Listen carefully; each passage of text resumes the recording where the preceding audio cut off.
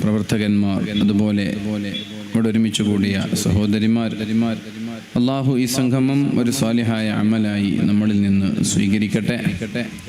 നാഫിയായ ഇൽമും ബുദ്ധിശക്തിയും ഓർമ്മശക്തിയും നൽകി അള്ളാഹു നമ്മെ അനുഗ്രഹിക്കട്ടെ.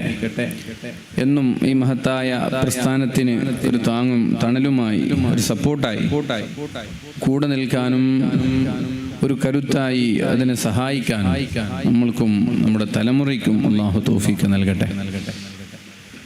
പ്രിയപ്പെട്ടവരെ, തൂണേരി പഞ്ചായത്തിൻ്റെ ഈ പൈതൃകം 225 എന്ന മഹത്തായ പരിപാടി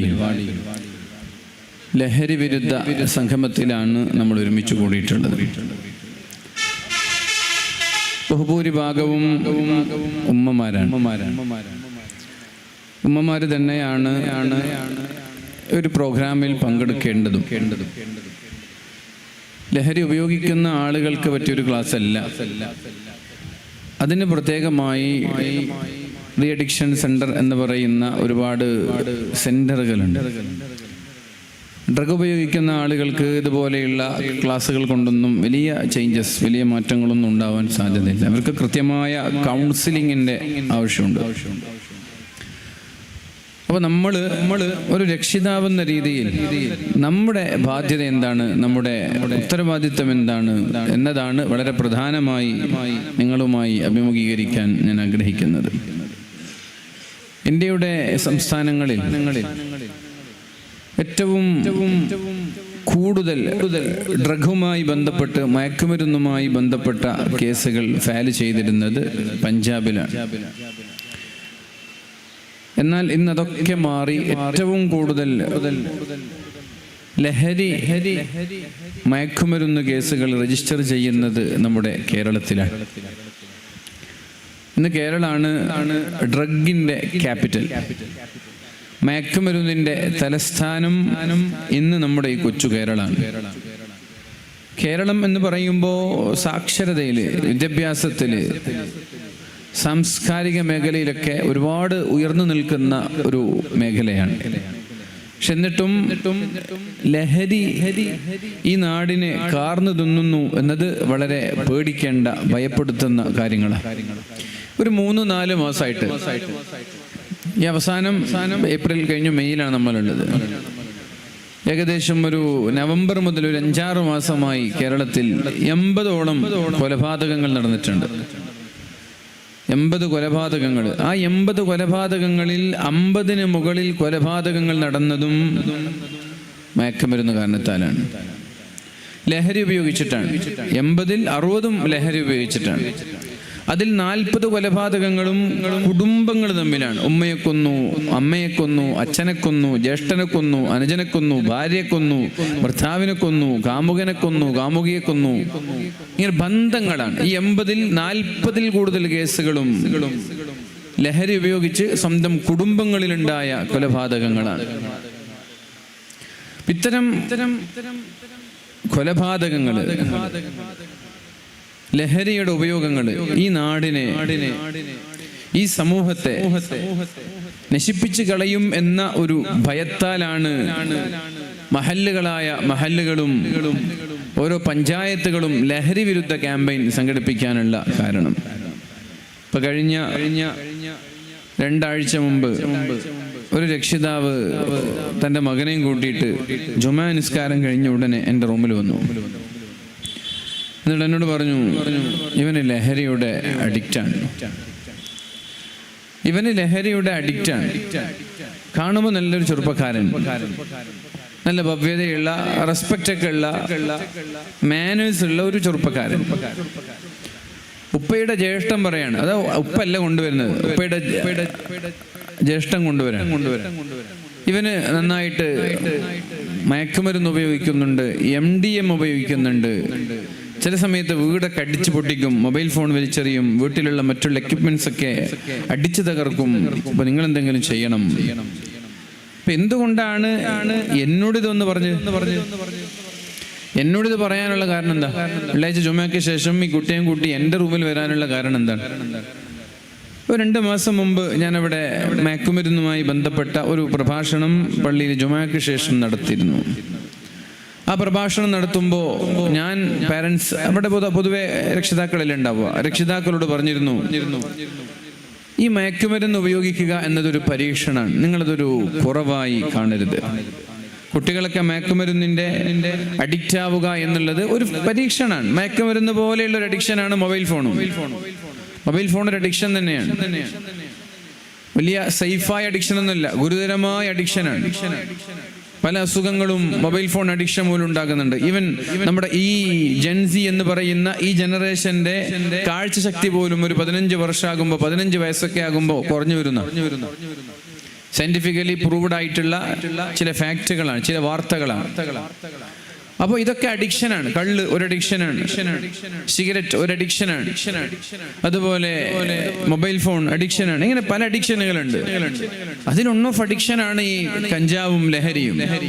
അത് നിങ്ങളുടെ മക്കൾ, പെണ്ണായാലും ആണായാലും, നിങ്ങളുടെ മക്കളിൽ ആർക്കെങ്കിലും ഉണ്ടെങ്കിൽ അത് പുറത്തു പറയാൻ നിങ്ങൾ കുറവായി തോന്നരുത്. പുറത്ത് ആരെങ്കിലും അറിയിക്കുന്നത് നാണക്കേടായി തോന്നരുത്, കുടുംബത്തിന് പ്രശ്നം ഉണ്ടാവുമെന്ന് തോന്നരുത്. നിങ്ങൾക്ക് നിയന്ത്രിക്കാൻ പറ്റാത്ത കേസാണെങ്കിൽ എന്നെയോ അല്ലെങ്കിൽ വേറെ ആരെങ്കിലും, നിങ്ങൾ ഉത്തരവാദപ്പെട്ട ആളുകളെ ബന്ധപ്പെട്ട് അറിയിക്കണം. അത് വലിയ കുറവൊന്നുമില്ല, എങ്കിൽ ഇതിനൊരു പരിഹാരം കാണാൻ പറ്റുള്ളൂ എന്ന് ജുമയ്ക്ക് ശേഷം ഒരു പ്രാവശ്യം ഞാൻ പ്രഭാഷണം നടത്തിയിരുന്നു. അപ്പം അതിൻ്റെ ഭാഗമായിട്ടാണ് ഞാനങ്ങനെ പ്രഭാഷണം നടത്തിയത് കൊണ്ടാണ്, ഉപ്പനോട് പറഞ്ഞു, നിങ്ങൾ അന്നങ്ങനെ പ്രഭാഷണം നടത്തിയത് കൊണ്ടാണ് ഞാൻ നിങ്ങളുടെ മുമ്പിൽ കൊണ്ടുവരാൻ കാരണം. എന്ത് ബോധപൂർവം നടത്തി തന്നെയാണ് ആ പ്രഭാഷണം.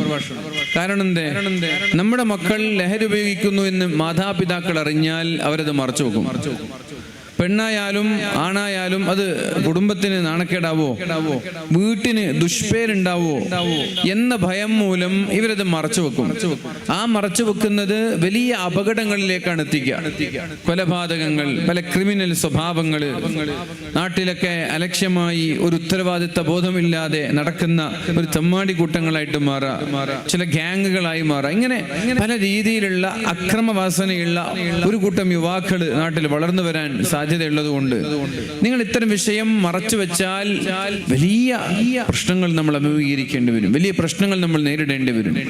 അതുകൊണ്ട് തന്നെ ഇത്തരമൊരു സാഹചര്യം, ഇങ്ങനെ ഒരു കുട്ടി നമ്മുടെ മക്കളിൽ ഉണ്ടെങ്കിൽ നാട്ടിലുള്ള ഉത്തരവാദപ്പെട്ട രാഷ്ട്രീയക്കാര്, ഉത്തരവാദപ്പെട്ട ഉസ്താദുമാര്, നിങ്ങളുടെ കുടുംബത്തിൽ ഇത്തരം വിഷയങ്ങൾ കൈകാര്യം ചെയ്യാൻ പറ്റുന്ന ആളുകളൊക്കെ വിളിച്ച് വളരെ നേരത്തെ അറിയിച്ചാൽ ആ വിഷയം നമ്മൾക്ക് വളരെ ഭംഗിയായി പരിഹരിക്കാൻ കഴിയും. അപ്പൊ കുട്ടി ചോദിക്കുമ്പോ കുട്ടിയുടെ കയ്യിൽ ഫോണൊന്നുമില്ല, കുട്ടിയുടെ കയ്യിൽ ഫോണില്ല, പിന്നെ എങ്ങനെയാണോ നിനക്ക് എന്ത് ബന്ധാണ്? ഇവന്റെ സുഹൃത്തുക്കള് അർദ്ധരാത്രിയാകുമ്പോ വീട്ടിൽ വരും, എന്നിട്ട് ഇവനെയും കൂട്ടി പോകും. അപ്പൊ എവിടെ നിന്നാണ് എനിക്ക് അവരുമായി കോണ്ടാക്ട്? എവിടെ നിന്നാണ്? ഉമ്മയുടെ ഫോണാണ് ഈ കുട്ടി ഉപയോഗിക്കുന്നത്. വാട്സപ്പ് കോണ്ടാക്ട് ഉണ്ടോ? ഇല്ല. ഇൻസ്റ്റാഗ്രാമിലാണ് കോണ്ടാക്ട്സ്. ഇൻസ്റ്റാഗ്രാമിലാണ് ചാറ്റ് ചെയ്ത് കഴിഞ്ഞാൽ ഇൻസ്റ്റാഗ്രാം അങ്ങോട്ട് ഡിലീറ്റ് ചെയ്യും. എന്നിട്ട് ചങ്ങാതിമാര് വന്നാൽ വീട്ടിൽ നിന്ന് ഇറങ്ങിപ്പോ ഉമ്മ പറഞ്ഞാൽ കേൾക്കൂല. അങ്ങനെ പോയി കഴിഞ്ഞാൽ അന്ന് പുള്ളി MDM അടിച്ച് ഫുള്ള് കിക്കായിരിക്കും. അത് ഇല്ലെങ്കിലോ നല്ല പാവം കുട്ടിയാണ്, അടിച്ചില്ലെങ്കിൽ നല്ല നാട്ടിൽ ഡീസന്റ് കുട്ടിയാണ്. ഉപ്പയുടെ കൂടെ കിണർ കുഴിക്കുന്ന ജോലിക്കൊക്കെ അടക്ക് പോകും. ഇത് അടിക്കാൻ പോയ 2 ദിവസം ഭയങ്കര അറ്റാക്കിങ് ഉണ്ടാകും, വയലൻസ് ഉണ്ടാകും. അപ്പൊ ഞാൻ കുട്ടിയോട് പറഞ്ഞു, പിന്നെ നിനക്ക് നിർത്താൻ പറ്റൂലേ? കുട്ടി നിർത്താൻ റെഡിയാണ്. ഒരു അച്ചടക്കമുള്ള കുട്ടിയാണ്. പൊതുവെ ഇത്തരം കുട്ടികൾ വാലന്റ് ആവാറാണ്. പക്ഷേ കുട്ടി വാലന്റ് ഒന്നുമില്ല, സൈലന്റ് ആണ്. നല്ല ഡീസന്റ് ആയിട്ട് പ്രതികരിക്കുന്നുണ്ട്. കുട്ടിക്ക് MDMA ഉപയോഗിക്കുന്നു എന്ന് മുത്താപ്പ പറഞ്ഞപ്പോൾ പരാതിയൊന്നുമില്ല. കുട്ടി ഉൾക്കൊള്ളാണ്. അപ്പൊ എന്തിനാ നിന്നെ വിളിക്കുന്നു വെച്ചാൽ ഒരു കാരണമില്ല. നിനക്കിത് വിൽക്കുന്നുണ്ടോ? നീ ഇതിന്റെ ഡീലറാണോ? അത് പൊതുവെ ഇത്തരം ആളുകൾ പുറത്തു വിടൂലെന്നാ. എന്നോട് ഡീലറാണെന്നൊന്നും പറഞ്ഞില്ല. ആ കുട്ടി പറഞ്ഞു, എന്നെ അവർ വിളിക്കുന്നു ചങ്ങാതിമാര്, നമ്മൾ പോകും, ഉപയോഗിക്കും, ഇത്രയേ ഉള്ളൂ, വേറൊന്നുമില്ല. വെറുതെ ആരും കൊടുക്കൂലല്ലോ. ഇവൻ ഒരു പണിയില്ലാത്ത ഇവനെ കൊണ്ടുപോയിട്ട് MDM അടിപ്പിക്കേണ്ട ആവശ്യമില്ലല്ലോ. ഒന്നുകിൽ ഇവന്റെ കയ്യിൽ ഇവൻ കാരിയർ ആവണം, ഇവന്റെ കയ്യിൽ കൊടുക്കും, ഇവനത് വേറെ ആളുകൾക്ക് എത്തിച്ചു കൊടുക്കും, അവര് പൈസ കൊടുക്കും. അല്ലാതെ വെറുതെ വീട്ടിലിരിക്കുന്ന ഒരാളെ കൊണ്ടുപോയിട്ട് MDM അടിക്കുന്ന പറഞ്ഞാൽ ആരും കൊണ്ടുപോകുന്നില്ല. അതിനൊക്കെ നല്ല ക്യാഷ് ചെലവുണ്ട്. അപ്പോ പ്രിയപ്പെട്ട ഉമ്മമാര് ശ്രദ്ധിക്കേണ്ട ഒരു കാര്യമുണ്ട്. നമ്മുടെ മക്കളിൽ പെണ്ണായാലും, പെണ്ണിനും പഠിക്കണം, ആണ് മാത്രമല്ല പെണ്ണായാലും ആണായാലും ഇത്തരം ഒരു സാഹചര്യം നമ്മുടെ മക്കളിൽ ഉണ്ടായാൽ, നമ്മുടെ മക്കൾ ഇങ്ങനെ ചെയ്യുന്നു എന്ന് തോന്നിയാൽ ഒരു മടിയും കൂടാതെ, ഒരു നാണവും തോന്നാതെ ഉത്തരവാദപ്പെട്ട ആളുകളെ ഫോൺ മുഖേനയോ അല്ലാതെയോ അറിയിക്കുക എന്നതാണ് ആമുഖമായി എനിക്ക് നിങ്ങളോട് പറയാനുള്ളത്. മുളയിലേത് നല്ലണം. കുറച്ചും കൂടി കഴിഞ്ഞാൽ നമ്മൾക്ക് നിയന്ത്രിക്കാൻ പറ്റാത്തൊരു സാഹചര്യത്തിലേക്ക് എത്തിപ്പെടും. അപ്പൊ ഇതാണ് ആമുഖമായി പറയാനുള്ളത്. നമ്മുടെ കൂട്ടത്തില് മക്കളില് ഇതിനെ എങ്ങനെ അറിയും? അതാണ് അടുത്ത വിഷയം. ഇതെങ്ങനെ അറിയും? നല്ലൊരു മാതാവിന് ആദ്യമായി നമ്മുടെ മക്കൾക്ക് പ്രണയം തോന്നുമ്പോൾ ആ പ്രണയം തോന്നിയ ദിവസം നല്ലൊരു മാതാവിന് ആ കുട്ടിയുടെ മുഖത്ത് നിന്ന് അത് വായിക്കാൻ കഴിയും. കുട്ടി സ്കൂളിൽ പോയപ്പോൾ ഏതെങ്കിലും ഒരാൾ കുട്ടിയോട് ഐ ലവ് യു എന്ന് പറഞ്ഞു, അല്ലെങ്കിൽ നമ്പർ കൊടുത്തു, അല്ലെങ്കിൽ കുട്ടിക്ക് വേറൊരാളോട് പ്രേമം തോന്നി, അങ്ങനെ അവർ പരസ്പരം കോണ്ടാക്ട് ഉണ്ടായി. ആദ്യത്തെ ദിവസം ഇവർ തമ്മിലുള്ള കോണ്ടാക്റ്റിന്റെ, ഇവർ തമ്മിലുള്ള ബന്ധത്തിന്റെ ആദ്യത്തെ ദിവസം തന്നെ നല്ലൊരു മാതാവിന് ആ കുട്ടികളിൽ നിന്ന്, കുട്ടികളുടെ മുഖത്ത് നിന്ന്, കുട്ടികളുടെ ആറ്റിറ്റ്യൂഡിൽ നിന്ന് കൃത്യമായി ഇത് വായിച്ചെടുക്കാൻ കഴിയും. പ്രേമം, ലഹരി, അതേപോലെ ലഹരി ഉപയോഗിച്ചാൽ ഒരു മാതാവിന് മക്കളുടെ മുഖത്ത് നിന്ന് കൃത്യമായിട്ട് അത് വായിച്ചെടുക്കാൻ കഴിയും. കുറെ കഴിഞ്ഞതിന് ശേഷമല്ല, തുടക്കത്തിൽ ആദ്യത്തെ ദിവസം അഥവാ ആദ്യത്തെ വീക്കിൽ, ആദ്യത്തെ ആഴ്ചയിൽ തന്നെ ഇത് വായിച്ചെടുക്കാൻ കഴിയും. എങ്ങനെയാണ് വായിച്ചെടുക്കാൻ വായിച്ചെടുക്കാൻ കഴിയണമെങ്കിൽ നമ്മുടെ മക്കളെ ശ്രദ്ധിക്കുന്ന ഒരു പേരന്റ് ആവണം. മക്കളെ ഒബ്സർവ് ചെയ്യുന്ന, മക്കളെ നിരീക്ഷിക്കുന്ന ഒരു പേരന്റ് ആണെങ്കിൽ അവരുടെ ഇന്നലത്തെ സ്വഭാവത്തിൽ നിന്നുള്ള ചെറിയ ഒരു വ്യത്യാസം ഇന്ന് കാണും. അവരുടെ സംസാരത്തിൽ, അവരുടെ ആറ്റിറ്റ്യൂഡിൽ, അവർ നമ്മളുടെ കൂടെ ചെലവഴിക്കുമ്പോൾ അവർക്കുണ്ടാകുന്ന പ്രയാസം, വിളിക്കുമ്പോഴുള്ള അവർക്കുള്ള ബുദ്ധിമുട്ട്, റൂമിൽ ചിലപ്പോൾ കുറെ സമയം കൂടുന്നു, നമ്മുടെ അടുത്ത് വരാൻ താല്പര്യം കാണിക്കുന്നില്ല, അവരുടെ ചില മുഖത്തുള്ള ചില എക്സ്പ്രഷനുകൾ, ചില ഭാവമാറ്റങ്ങൾ, ഇതൊക്കെ നമ്മൾക്ക് കാണുമ്പോൾ ഒരു മാതാവിന് എന്തോ ഒരു പന്തികേടുണ്ട് എന്ന് വായിക്കാൻ ഒരു മാതാവിന് കഴിയണം. ഇത് വായിക്കാൻ കഴിയുന്നവരാണ് നല്ല മാതാവ്. അത് വായിക്കാൻ കഴിയാതിരിക്കുന്നത് നമ്മുടെ മക്കളെ ശ്രദ്ധിക്കാതിരിക്കുമ്പോഴാണ്. ഒരു ലഹരി MDMA ആദ്യമായി ഒരാൾ ഉപയോഗിച്ചാൽ ആ കുട്ടി വീട്ടിൽ വരുമ്പോൾ ഇന്നലത്തേതിൽ നിന്ന് കുട്ടിക്ക് ഒരു മാറ്റം ഉണ്ടാവും. ഇന്നലത്തെ കുട്ടിയുടെ സ്വഭാവമായിരിക്കില്ല ഇന്നത്തെ കുട്ടിക്ക്. അപ്പൊ നിങ്ങളത് മനസ്സിലാക്കണം, എന്തോ ഒരു വ്യത്യാസമുണ്ട് ഇന്നലത്തെ സ്വഭാവത്തിൽ നിന്ന്, ഇതുവരെ ഉണ്ടായ സ്വഭാവത്തിൽ നിന്നൊരു മാറ്റം എൻ്റെ കുട്ടിക്കുണ്ട്. അപ്പൊ നിങ്ങൾ എന്താണ് എന്ന് കൃത്യമായി അവരറിയാതെ അവരെ നിരീക്ഷിക്കണം. അവരറിഞ്ഞ് നിരീക്ഷിച്ചാൽ നിങ്ങൾക്ക് പിടിക്കാൻ കഴിയില്ല. അവരറിയാതെ അവരെ നിരീക്ഷിക്കണം. പ്രത്യേകിച്ച് ജെൻസി എന്ന് പറയുന്ന ജനറേഷൻ, അവരുടെ സംസാരമൊന്നും 90 കിഡ്സിന് അറിയില്ലെന്നാ. പൊതുവെ 90 കിഡ്സിനാണ് എല്ലാം അറിയാന്നുള്ളൊരു ഭാവമുള്ളത്. 90 കിഡ്സ് മീൻസ് ആഫ്റ്റർ 90 ജനിച്ച ആളുകള്, 90-ന് ശേഷം ജനിച്ച ആളുകള്. ഇപ്പൊ നമ്മളൊക്കെ 90-ൽ പെട്ട ആളാ.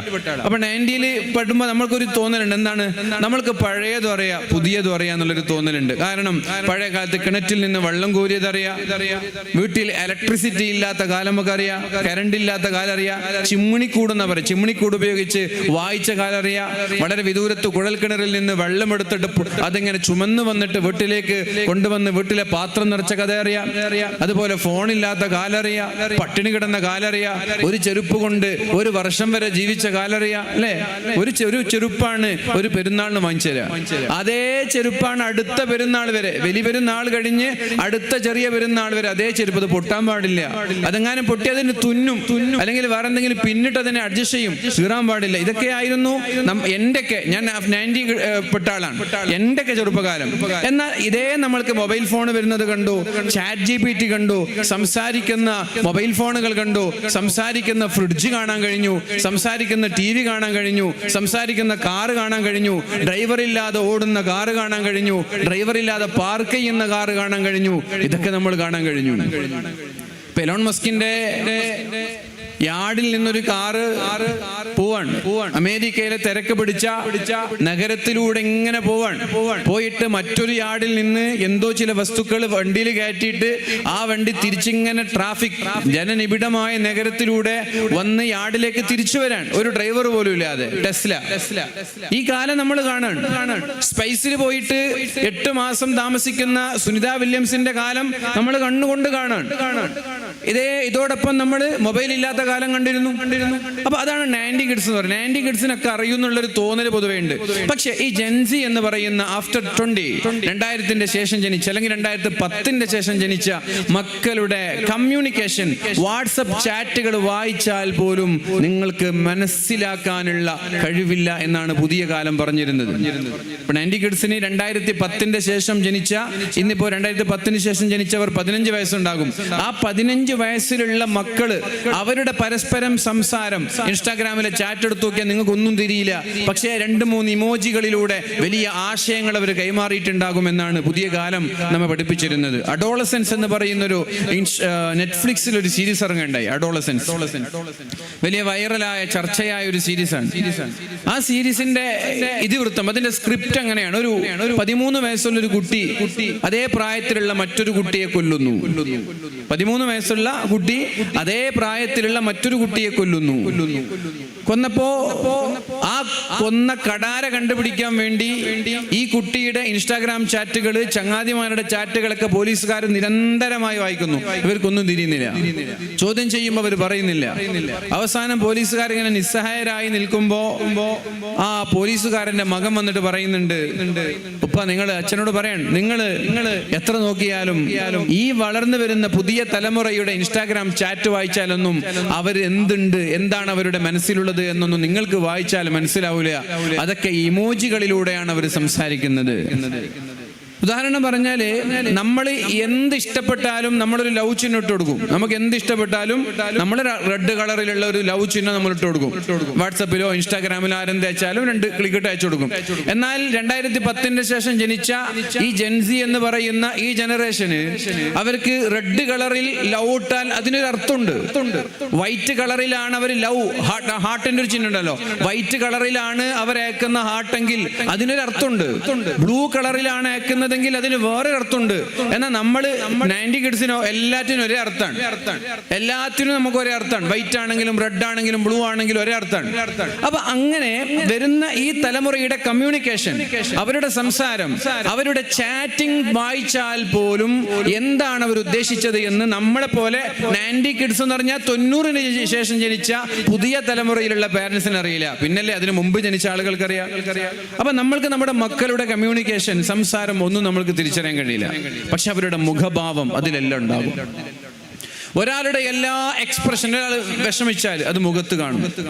എന്തെങ്കിലും ഒരു വിഷമുണ്ടായി, ടെൻഷൻ ഉണ്ടായിട്ട് വീട്ടിൽ പോയാൽ ഭാര്യ ചോദിക്കും ടെൻഷൻ ഉണ്ടോ, ഉമ്മ ചോദിക്കും എന്തെങ്കിലും ടെൻഷൻ ഉണ്ടോ, ആര് ചോദിക്കും. മുഖത്ത് ചെറിയൊരു മാറ്റം വരുമ്പോൾ ആളുകൾ ചോദിക്കും.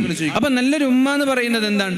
24/7 മക്കൾ ഉമ്മയുടെ കൂടെയാണ്, അല്ലെ? 24/7 ഒരാഴ്ചയിൽ എല്ലാ സമയത്തും ഉമ്മമാര് മക്കളുടെ കൂടെയാണ്. ഞാൻ ഉപ്പമാരെ പറയാത്തത് കൊണ്ടാണ്. ഉപ്പമാര് പലരും ഗൾഫിലാണ്, അല്ലെങ്കിൽ പലരും ജോലിക്ക് വേണ്ടി രാവിലെ പോയ രാത്രിയെ വരിക, ഗൾഫിൽ പോയ മാസത്തിലോ കൊല്ലത്തിലോ വരിക, ഉസ്താദുമാര് ആഴ്ചയിലൊരിക്കലാണ് നാട്ടിൽ വരിക. അപ്പൊ സ്വാഭാവികമായിട്ട് ഉപ്പമാരെ സംബന്ധിച്ചിടത്തോളം മക്കളെ ഒബ്സർവ് ചെയ്യാൻ കഴിയില്ല. എന്നാൽ ഉമ്മമാരെ സംബന്ധിച്ചിടത്തോളം നിങ്ങളുടെ കൂടെയാണ് കിടക്കുക, നിങ്ങളുടെ കൂടെയാണ് ഭക്ഷണം കഴിക്കുക, നിങ്ങളുടെ കൂടെയാണ് ജീവിക്കുക, നിങ്ങളാണ് സ്കൂളിലേക്ക് പറഞ്ഞേക്കുക, നിങ്ങളുടെ മുമ്പിലേക്കാണ് അവർ തിരിച്ചു വരിക.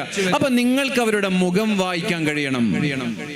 നിങ്ങൾ അവരുടെ മുഖം വായിക്കണം. ഓരോ എക്സ്പ്രഷനും ഓരോ അർത്ഥങ്ങളുണ്ട്. ആ അർത്ഥങ്ങൾ വായിച്ചെടുക്കാൻ നിങ്ങൾക്ക് കഴിഞ്ഞാൽ അവരിലുള്ള ഓരോ മാറ്റങ്ങളും നിങ്ങൾക്ക് തിരിച്ചറിയാൻ കഴിയും. അതാണ് നമ്മളിൽ ഉണ്ടാവേണ്ടത്. അതിനാണ് മാതാവ് എന്ന് പറയുന്നത്. അപ്പൊ നല്ലൊരു ഉമ്മയായി, നല്ലൊരു മാതാവായി നമ്മൾ ഇടയ്ക്കിടെ അവരറിയാതെ അവരെ നമ്മൾ നിരീക്ഷിക്കണം.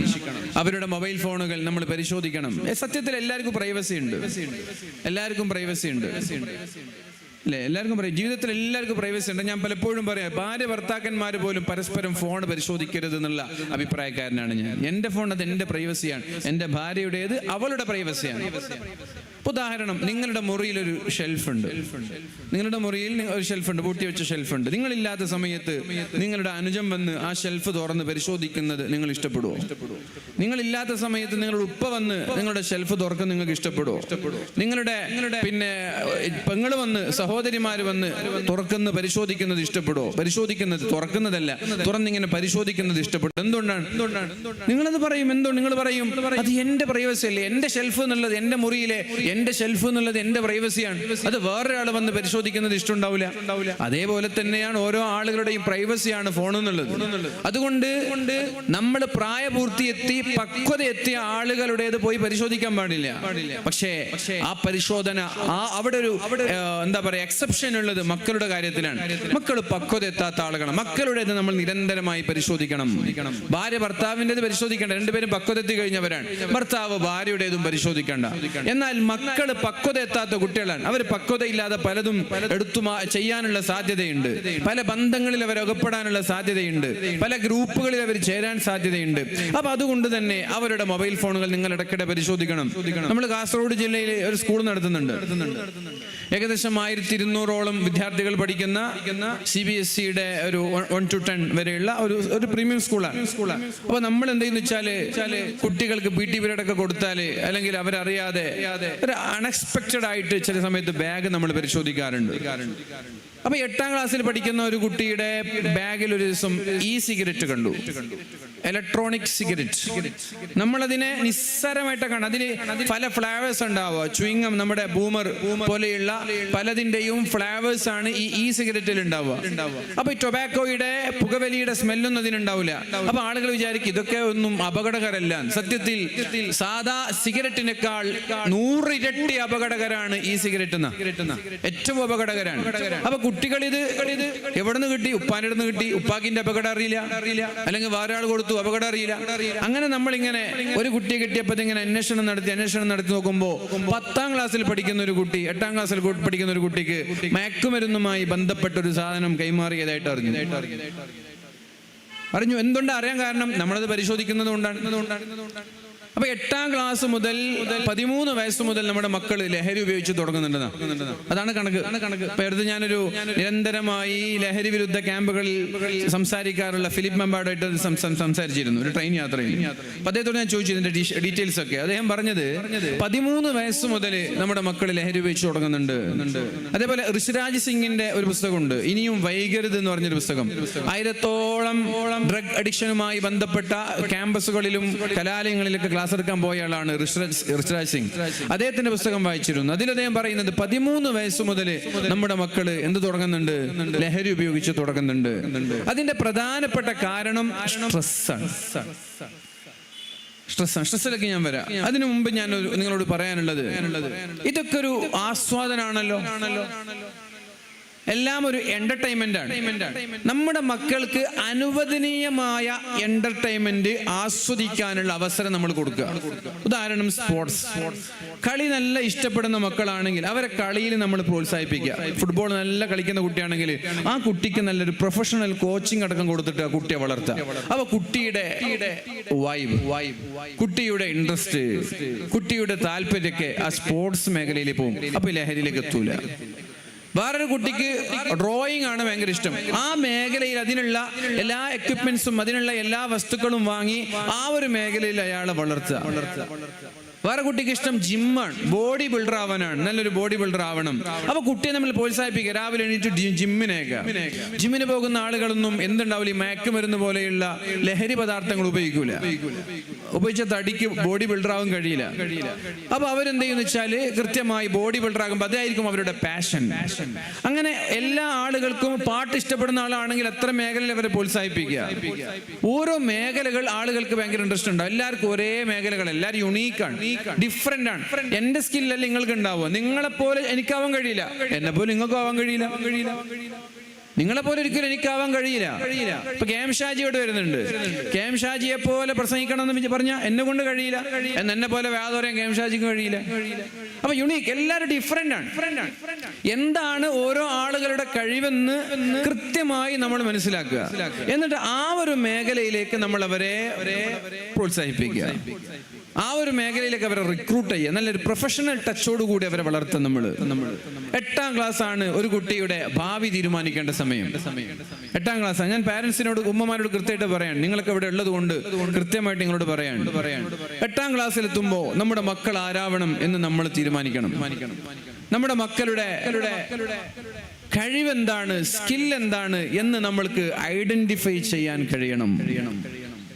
LKG മുതൽ നമ്മുടെ മക്കള് റാങ്ക് വാങ്ങാൻ വേണ്ടിയിട്ട് നമ്മുടെ മക്കളെ നമ്മൾ സമ്മർദ്ദം ചെലുത്തുന്നുണ്ട് അല്ലേ? LKG മുതൽ നമ്മുടെ മക്കള് റാങ്ക് എടുക്കണം, ക്ലാസ്സിലെ ടോപ്പർ ആവണം. ആയില്ലെങ്കിൽ വീട്ടിൽ ചീത്ത പറയും. ഏതെങ്കിലും വിഷയത്തിൽ നിന്ന് തെറ്റിപ്പോയാൽ ഒരു മാർക്ക് കുറഞ്ഞാൽ ചീത്ത പറയും. സത്യത്തിൽ ഇത്തരം മാർക്ക് കുറഞ്ഞതിന്റെ പേരിൽ ഉമ്മമാരുണ്ടാക്കുന്ന വീട്ടിലെ അലമ്പാണ്, വീട്ടിലെ സമ്മർദ്ദമാണ് പല മക്കളും ലഹരിയിലേക്ക് എത്തുന്നത് എന്നാണ് പുതിയ പഠനം.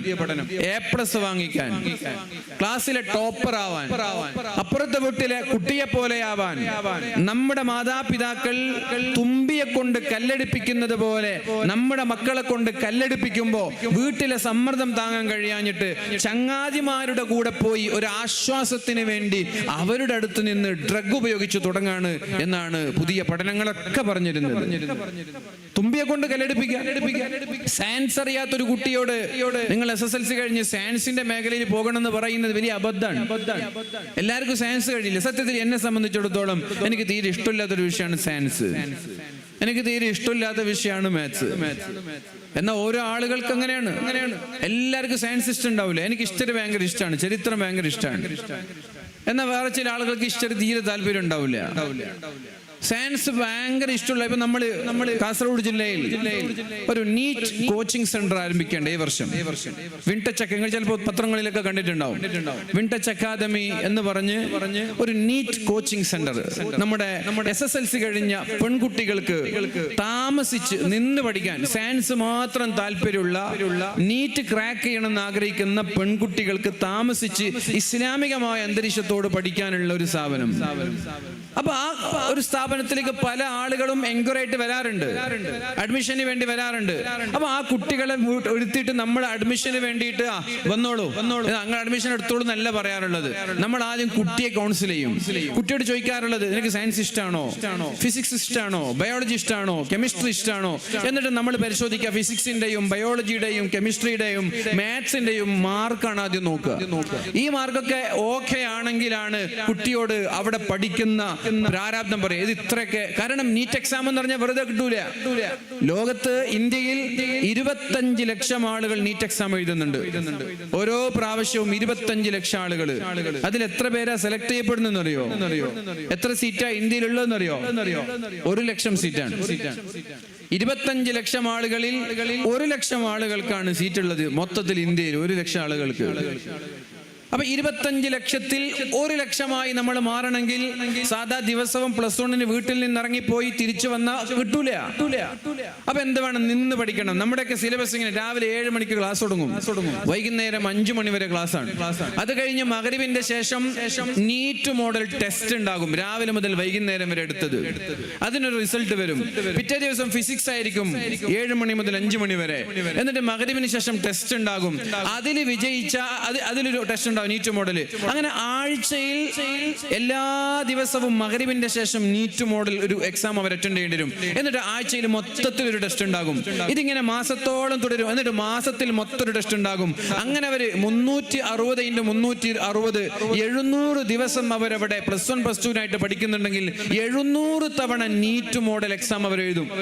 700 തവണ നീറ്റ് മോഡൽ എക്സാം അവർ എഴുതും. അപ്പൊ നീറ്റിന്റെ ഇത്ര സമയത്ത് നീറ്റ് എക്സാം എഴുതി കഴിയണം, ഇത്ര സമയം കൊണ്ട് ഉത്തരം ചെയ്യണം. ഇല്ലെങ്കിൽ എന്താകും? ഓരോ സമയം നഷ്ടപ്പെടുമ്പോ ഓരോ മാർക്കാ കുറയാ. അങ്ങനെ നിരന്തരമായി എഴുതുമ്പോൾ കുട്ടികളത് ഈസി. അങ്ങനെയാണ് നീറ്റിന് പ്രിപ്പയർ ചെയ്യുക. ഇത്തരം ഒരു എക്സാമിലേക്ക് സയൻസുമായി ബന്ധമില്ലാത്ത ഒരാൾ വന്ന് നമ്മൾ ഫീസ് കിട്ടുന്നുണ്ടല്ലോ എന്ന് പറഞ്ഞ് എടുത്താലോ, ആ കുട്ടിക്ക് ഇത് താങ്ങാൻ കഴിയില്ല. നിങ്ങൾ ആലോചിച്ച് നോക്കി, സയൻസ് താങ്ങാൻ കഴിയാത്തൊരു കുട്ടി ഇവിടെ വന്നിട്ട് രാവിലെ മുതൽ വൈകുന്നേരം പഠിക്കണം. അതിലൊരു കുട്ടി വന്നു. ആ കുട്ടിയോട് പറഞ്ഞു പിന്നെ ഇടക്കിടക്ക് പിന്നെ ജ്യേഷ്ഠന്റെ കല്യാണം, മുത്താപ്പാന്റെ മോളെ കല്യാണം, അളാപ്പാന്റെ മോളെ കല്യാണം എന്നൊക്കെ പറഞ്ഞാൽ വിടൂല. മാസത്തിൽ 3 ലീവാ തരാം. കുട്ടിക്കെല്ലാം മാർക്കൊക്കെ ഉണ്ട്. മാസത്തിൽ 3 ലീവാ തരാം. ഫോൺ ഉപയോഗിക്കാൻ പറ്റൂല, ക്യാമ്പസിൽ ഫോൺ അലോഡല്ല. ഇസ്ലാമികമായിട്ടുള്ള ക്ലാസ് എല്ലാം രാത്രി ഉണ്ടാകും.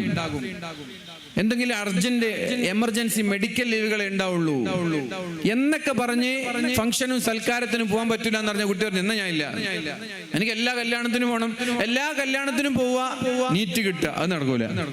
ഒരുങ്ങണം. നാട്ടിലുള്ള എല്ലാ സൽക്കാരത്തിനും എല്ലാ പ്രോഗ്രാമിനും പോവാ, എന്നിട്ട് 25 ലക്ഷത്തിൽ ഒരാളായി മാറാം, അത് നടക്കൂല. ചിലത് നമ്മൾ മാറ്റി വെക്കേണ്ടത്, നമ്മുടെ സമയം, നമ്മുടെ സ്വന്തം ഇഷ്ടങ്ങളൊക്കെ മാറ്റി വെച്ചാലേ നമ്മുടെ ലക്ഷ്യങ്ങളിലേക്ക് നമ്മൾ എത്തുള്ളൂ. അതുകൊണ്ട് ഇവിടെ ഇരിക്കുന്ന പേരൻസ് പാരന്റ്സിനോടൊക്കെ പറയാൻ നമ്മുടെ മക്കൾ ആരാവണമെന്ന് 8ാം ക്ലാസ്സിൽ എത്തുമ്പോൾ നമ്മൾക്ക് തിരിച്ചറിയാൻ കഴിയണം. സയൻസ് തിരഞ്ഞെടുക്കണോ, കൊമേഴ്സ് തിരഞ്ഞെടുക്കണോ, നീറ്റ് ആണോ, JEE ആണോ, CUT ആണോ, ക്ലാറ്റ് ആണോ, കാറ്റ് ആണോ, അങ്ങനെ പല എക്സാമുകളുണ്ട്. എല്ലാം കോമ്പറ്റീറ്റീവ് ആയിട്ടുള്ള എക്സാമുകളാണ്.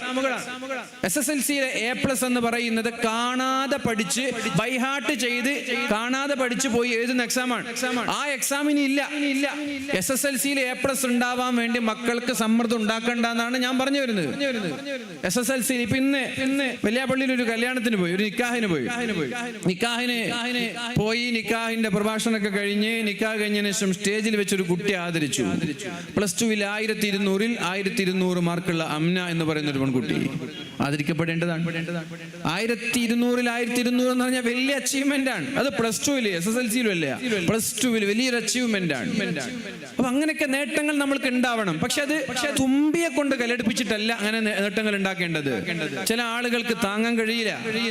അതുകൊണ്ട് LKG മുതലുള്ള നമ്മുടെ മക്കളുടെ പ്രോഗ്രസ് കാർഡുകൾ ഉമ്മമാരുടെ കയ്യിൽ ഉണ്ടാവണം. ഞാൻ പറയാം എങ്ങനെ നമ്മൾക്ക് കുട്ടിയുടെ ആറ്റിറ്റ്യൂഡ് വേറെയാണ്, ആപ്റ്റിറ്റ്യൂഡ് വേറെയാണ്. ആപ്റ്റിറ്റ്യൂഡ് ടെസ്റ്റ് എന്ന് പറഞ്ഞിട്ട് വലിയ പണം ചെലവാക്കിയിട്ടുള്ള ടെസ്റ്റ് ഉണ്ട് SSLC കഴിഞ്ഞ കുട്ടികൾക്ക്. പക്ഷെ അതൊന്നും പലപ്പോഴും ഫലവത്താവാറില്ല. ആപ്റ്റിറ്റ്യൂഡ് വലിയ നല്ല പൈസ കൊടുത്തിട്ടുള്ള ടെസ്റ്റ് ഉണ്ട്. എന്റെ കുട്ടി ഏത് മേഖലയിലേക്ക് പോകണം ഈ ടെസ്റ്റ് കഴിഞ്ഞിട്ട് തീരുമാനിക്കും. പക്ഷെ പലപ്പോഴും അത് ഫെയിലിയർ ആണ്. നല്ല പൈസ കൊടുത്തിട്ടുള്ള ടെസ്റ്റ് ആണ്. പക്ഷെ ആ ആപ്റ്റിറ്റ്യൂഡ് ടെസ്റ്റ് ഉമ്മാക്ക് തിരിച്ചറിയാൻ കഴിയും. എങ്ങനെ LKG മുതൽ നമ്മുടെ മക്കളുടെ പ്രോഗ്രസ് കാർഡുകൾ ഒരു ഫയലിലാക്കി സേവ് ചെയ്ത് വെക്കുക. ഇപ്പൊ ഫാത്തിമ എന്നാണ് നിങ്ങളുടെ മകളുടെ പേരെങ്കിൽ ഫാത്തിമയുടെ LKGയുടെ മാർക്ക് ഒരു ഫയലിലിടുക. അത് SKGയിൽ എത്തുമ്പോ 2 പ്രോഗ്രസ് കാർഡായി, 1ാം ക്ലാസ്സിലെത്തുമ്പോ 3 ആയി, 4ലെത്തുമ്പോ 2ലെത്തുമ്പോ 2 ആയി, 4 ആയി, 5ലെത്തുമ്പോ 7 ആയി, 8ലേക്ക് എത്തുമ്പോ 10 പ്രോഗ്രസ് കാർഡ് ഉണ്ടാവും. 8ലെത്തുമ്പോ ഇത് ഫയൽ ഇങ്ങനെ അട്ടി വെച്ചാൽ മാത്രം പോരാ, ഓരോ വർഷവും കമ്പയർ ചെയ്യണം. LKGയിലെയും UKGയിലെയും മാർക്ക് കമ്പയർ ചെയ്യണം. LKGയിൽ നല്ല മാർക്കുള്ള ഒരു വിഷയം UKGയിൽ മാർക്കില്ലെങ്കിൽ അത് കുട്ടിയുടെ പ്രശ്നമായിരിക്കില്ല, ടീച്ചറിന്റെ പ്രശ്നമായിരിക്കും. മനസ്സിലായോ? ഇംഗ്ലീഷിൽ നല്ല കഴിവുള്ള കുട്ടിയാണ്, 2ലും 3ലൊക്കെ നല്ല കഴിവുള്ള കുട്ടി 4ലെത്തിയപ്പോൾ ഇംഗ്ലീഷിൽ മാർക്കില്ലെങ്കിൽ അത് കുട്ടിയുടെ പ്രശ്നമല്ല, അത് ടീച്ചറിന്റെ പ്രശ്നമാണ്. ഉടനെ ടീച്ചറിനെ വിളിക്കണം. ടീച്ചറോട് എന്താ പറയണ്ടേ? ടീച്ചറെ LKG UKG 1 2 3 ഇതാ ഇംഗ്ലീഷിലെ മാർക്ക് നോക്കിക്കോളൂ. ഇപ്പൊ എന്താ 4ലെത്തുമ്പോൾ മാർക്കില്ലാത്ത ആരെ പ്രശ്നമാണ്? അപ്പൊ ടീച്ചർ അവിടെ ഉത്തരം ഉണ്ടാവില്ല, ടീച്ചറിന് ഉത്തരം ഉണ്ടാവില്ല. കാരണം ഇത്രയും കൊല്ലം നല്ല മാർക്ക് എടുത്തൊരു കുട്ടിക്ക് 4ാം ക്ലാസ്സിലെത്തുമ്പോൾ ഇംഗ്ലീഷിൽ മാർക്കില്ലെങ്കിൽ ഉത്തരവാദി ടീച്ചറാണ്. 5ലും 6ലൊക്കെ മാത്സിൽ നല്ല മാർക്കുള്ള കുട്ടിക്ക് 7ലെത്തുമ്പോൾ മാർക്കില്ലെങ്കിൽ ഉത്തരവാദി ടീച്ചറാണ്. അപ്പൊ എന്താണ് മക്കളുടെ പ്രശ്നമായിരിക്കും, അത് ക്ലാസ് മനസ്സിലാവാത്ത പ്രശ്നമായിരിക്കും. അപ്പൊ ടീച്ചർ ഒന്നും കൂടി ശ്രദ്ധിക്കും. കാരണം എന്താ, ഈ പാരന്റിന് കുറച്ച് ബോധമുണ്ട്, മക്കളെ കുറിച്ച് നല്ല കൺസേൺ ഉള്ള ഒരു പാരന്റ് ആണെന്നുള്ള ഒരു തിരിച്ചറിവ് ആർക്കുണ്ടാകും? ടീച്ചർ ഉണ്ടാകും. അപ്പൊ ടീച്ചർ ഒന്നും കൂടി ശ്രദ്ധിക്കും. ടീച്ചറിന്റെ ഭാഗത്ത് പിന്നെയും ഫസ്റ്റ് ടൈമിൽ മാർക്ക് കുറവാണ്, സെക്കൻഡ് ടൈമിൽ മാർക്ക് കുറവാണെങ്കിൽ നിങ്ങൾ അടുത്ത ആരെ ബന്ധപ്പെടേണ്ട? സെക്ഷൻ 8 ഉണ്ടാകും, ഒരു സെക്ഷൻ 8. ആ സെക്ഷൻ 8നോട് ബന്ധപ്പെടണം. ഇന്നാലിന്റെ ടീച്ചർ ഞാൻ 2 വട്ടം ഉണർത്തി, മാർക്കില്ല, പരിഹാരം കാണണം. അവിടെയും നിങ്ങൾക്ക് പരിഹാരം ഇല്ലെങ്കിൽ പ്രിൻസിപ്പളിനെ കാണണം. എന്നിട്ട് ആ ടീച്ചറിനെ ഒഴിവാക്കണം. കാരണം ടീച്ചറിന്റെ ക്ലാസ് മനസ്സിലാവില്ല. അത്രയും ടീച്ചർ വേണ്ട. ക്ലാസ് മനസ്സിലാവാത്ത ടീച്ചർ നമ്മൾ ഫീസ് കൊടുത്തിട്ടാണ് പല സ്കൂളിലും പഠിപ്പിക്കുക. അപ്പൊ ഞാൻ പറയുന്നത് ഇങ്ങനെ നമ്മൾ കമ്പയർ ചെയ്തിട്ട് 1ന്റെയും 2ന്റെയും 3ന്റെയും 4ന്റെ ഒക്കെ പ്രോഗ്രസ് കാർഡുകൾ കമ്പയർ ചെയ്താൽ 8ലെത്തുമ്പോൾ ഒരു പിതാവിന് 7ാം ക്ലാസ് കഴിഞ്ഞ് 8ാം ക്ലാസ്സിലേക്ക് കയറുമ്പോൾ ഒരു മാതാവിനും ഒരു പിതാവിനും തീരുമാനിക്കാൻ കഴിയും, എന്റെ കുട്ടി SSLC കഴിഞ്ഞാൽ സയൻസ് തിരഞ്ഞെടുക്കണോ, അല്ലെങ്കിൽ എന്റെ കുട്ടി SSLC കഴിഞ്ഞാൽ പിന്നെ എക്കണോമിക്സ് കൊമേഴ്സ് തിരഞ്ഞെടുക്കണോ, അല്ലെങ്കിൽ ഹിസ്റ്ററി തിരഞ്ഞെടുക്കണോ, അല്ലെങ്കിൽ ലാംഗ്വേജ് ആർട്സ് മേഖലയിൽ പോകണോ എന്ന് കൃത്യമായി നിങ്ങൾക്ക് 8ാം ക്ലാസ്സിൽ എത്തുമ്പോൾ തിരഞ്ഞെടുക്കാൻ കഴിയും. എന്നിട്ട് സയൻസ് ആണ് നിങ്ങളുടെ കുട്ടിയുടെ ഇഷ്ടമെങ്കിൽ 8ാം ക്ലാസ്സിലെ ടീച്ചേഴ്സിനെ വിളിക്കാൻ നിങ്ങൾക്ക് എന്നിട്ട് പറയാം, എന്റെ കുട്ടിയുടെ സയൻസിലെയും മാത്സിലെയൊക്കെ മാർക്കാണ് ഈ കാണുന്നത്, എന്റെ കുട്ടി ഞാൻ സയൻസിലാണ് +1 കഴിഞ്ഞ് 4 സ്ഥാപനത്തിൽ പഠിപ്പിക്കണം എന്നാണ് ഞാൻ ആഗ്രഹിക്കുന്നത്. അതുകൊണ്ട് കുട്ടിക്ക് 10ലെത്തുമ്പോഴേക്കും സയൻസിന്റെ ബേസിക്സ് ആയിട്ടുള്ള എല്ലാ കാര്യങ്ങളും ക്ലിയർ ആവണം, ഫൗണ്ടേഷൻ ക്ലിയർ ആവണം. എന്റെ ഉദ്ദേശം അതാണ്. അപ്പൊ ടീച്ചർമാര് 8ലും 9ലും നിങ്ങളുടെ മക്കളെ കൃത്യമായ ആ ഒരു മേഖല ഫോക്കസ് ചെയ്യും. A+ വേണ്ട 10ല്. നിങ്ങൾ സയൻസ് ആണ് പോകുന്നതെങ്കിൽ ബയോളജിയിലും ഫിസിക്സിലും കെമിസ്ട്രിയിലും നിങ്ങൾക്ക് A+ കിട്ടണം, നിർബന്ധമാണ്. മാത്സിൽ നിങ്ങൾക്ക് A+ വേണം. അതിൽ ഇംഗ്ലീഷിൽ B ആയാലും കുഴപ്പമില്ല, ഇംഗ്ലീഷിൽ മാർക്ക് കുറഞ്ഞാൽ കുഴപ്പമില്ല, വേറെ വിഷയത്തിൽ മാർക്ക് കുറഞ്ഞാൽ കുഴപ്പമില്ല, അവിടെ B-യും C ആയാലും കുഴപ്പമൊന്നുമില്ല. എന്താ ഇപ്പൊ റാങ്ക് കിട്ടിയിട്ട്? ലോകത്ത് കുറെ റാങ്ക് ഹോൾഡേഴ്സ് ഉണ്ട്. ഇപ്പൊ അറിയപ്പെട്ട ഐസക് ന്യൂട്ടൺ, അതുപോലെ തന്നെ പിന്നെ എലോൺ മസ്ക്, അതുപോലെ ബിൽ ഗേറ്റ്സ്, ഇവരൊന്നും അവരുടെ ക്ലാസ് റൂമിലുള്ള ടോപ്പേഴ്സ് ആയിരുന്നില്ല. അവരുടെ ക്ലാസ്സിലുള്ള എഡിസൺ ഡ്രോപ്പ് ഔട്ട് ആണ് സ്കൂളിലെ. സച്ചിൻ ടെണ്ടുൽക്കർ വേൾഡ് ലോകത്ത് അറിയപ്പെട്ട ഒരു കളിക്കാരനാണ്. തട്ടിമുട്ടി SSLC ഫൈൽഡ് എന്നാണ് എനിക്ക് തോന്നുന്നത് സച്ചിൻ ടെണ്ടുൽക്കർ. ഇപ്പൊ വിരാട് കോഹ്ലി അറിയപ്പെട്ട ഒരു കളിക്കാരനാണ്, ചെറിയ മാർക്കുള്ളൂ SSLC-യിൽ. അപ്പോൾ നമ്മൾ കുറെ A+ വാങ്ങിച്ചിട്ട് എന്താ ഉണ്ടായത്? A+ വാങ്ങിച്ച ആൾക്കൊക്കെ എന്താ ഇപ്പോൾ നേടിയത്? A+ എന്നുള്ള സമ്മർദ്ദം വീട്ടിൽ നിന്ന് ഒഴിവാക്കുക. കുട്ടികൾക്ക് അറിയേണ്ടത് something about everything about something. എല്ലാ വിഷയങ്ങളെ കുറിച്ചും ഒരു ഐഡിയ ഉണ്ടാവുക. അതാണ് സ്മാർട്ടായ കുട്ടി എന്ന് പറയുന്നത്. എല്ലാ കാര്യങ്ങളെ കുറിച്ചും കുട്ടിക്ക് ഒരു ഐഡിയ ഉണ്ടാവണം. സയൻസിനെ കുറിച്ച് ബേസിക് ആയിട്ടുള്ള കാര്യങ്ങൾ അറിയണം, മാത്സിലെ ബേസിക് ആയ കാര്യങ്ങൾ അറിയണം, ലാംഗ്വേജ് അറിയണം. ഒരു കമ്പ്യൂട്ടർ കൊടുത്താൽ എക്സലിൽ വർക്ക് ചെയ്യാൻ അറിയാം. എക്സൽ ഇന്നാലിന്ന് വർക്ക് ചെയ്ത് വാന്ന് പറഞ്ഞാൽ കുട്ടിക്ക് നട്ടം നോക്കാൻ പാടില്ല. എനിക്ക് എക്സൽ അറിയില്ല എന്ന് പറയാൻ പാടില്ല. എക്സൽ അറിയണം, ഫുള്ള് അതിൽ നിപുണനാവണമെന്നല്ല, അതിൽ പൂർണ്ണമായി അറിയണമെന്നല്ല. എന്തെങ്കിലും ചെറിയ വർക്കുകൾ, അതിന്റെ ബേസിക് ആയിട്ടുള്ള വർക്കുകൾ അറിയണം. ഡിസൈൻ ചെയ്യാൻ പറഞ്ഞാൽ ഡിസൈൻ ചെയ്യാൻ അറിയണം. വേർഡ് കൊടുത്തിട്ട് കുറച്ച് വർക്ക് ചെയ്യാൻ പറഞ്ഞാൽ അതറിയണം. അങ്ങനെ എന്ത് പണി ഏൽപ്പിച്ചാലും കുട്ടിക്ക് അറിയണം. അങ്ങനെയാണ് സംതിങ് അബൌട്ട് എവറിത്തിങ്. ഇവിടെയുള്ള എല്ലാ ശാഖകൾ, എല്ലാ ബ്രാഞ്ചുകളെ കുറിച്ചും ചെറിയൊരു ഐഡിയ കുട്ടിക്ക് ഉണ്ടാവുക. അല്ലെങ്കിൽ കുട്ടി ഹാൻഡിക്യാപ്ഡ് ആയിട്ട് മാറും. കുട്ടിക്ക് വേറൊരാളെ ആശ്രയിക്കേണ്ടി വരും. ഇപ്പൊ ഒരു ഫോട്ടോഷോപ്പിൽ ചെറിയൊരു പോസ്റ്റർ ഉണ്ടാക്കണം, കുട്ടിക്ക് അറിയില്ല, മറ്റൊരാളെ ആശ്രയിക്കേണ്ടി വരും. പൈസ കൊടുത്തിട്ടോ കൊടുക്കാതെയോ എക്സലിൽ ചില കണക്കുകൾ ചെയ്യണം, കുട്ടിക്ക് അറിയില്ല, വേറൊരാളെ ആശ്രയിക്കേണ്ടി വരും, വേറെ അറിയുന്ന ആളെ വിളിക്കേണ്ടി വരും, അല്ല അറിയുന്ന ആളെ തേടി പോകേണ്ടി വരും. അങ്ങനെ ഒരു അവസരം ഉണ്ടാവാതെ എല്ലാ വിഷയത്തിലും ചെറിയൊരു ഐഡിയ ഉണ്ടാവും. ഒരു വിഷയത്തിൽ കുട്ടിയെ നിങ്ങൾ എക്സ്പെർട്ട് ആക്കുക. ഒരു വിഷയത്തിൽ കുട്ടി എക്സ്പെർട്ട് ആവുക. ഒരുപാട് MBBS ഇവിടെ ഇറങ്ങുന്നുണ്ട്. MBBS സ്റ്റാർട്ടിംഗ് സാലറി 60,000 രൂപയാണ്.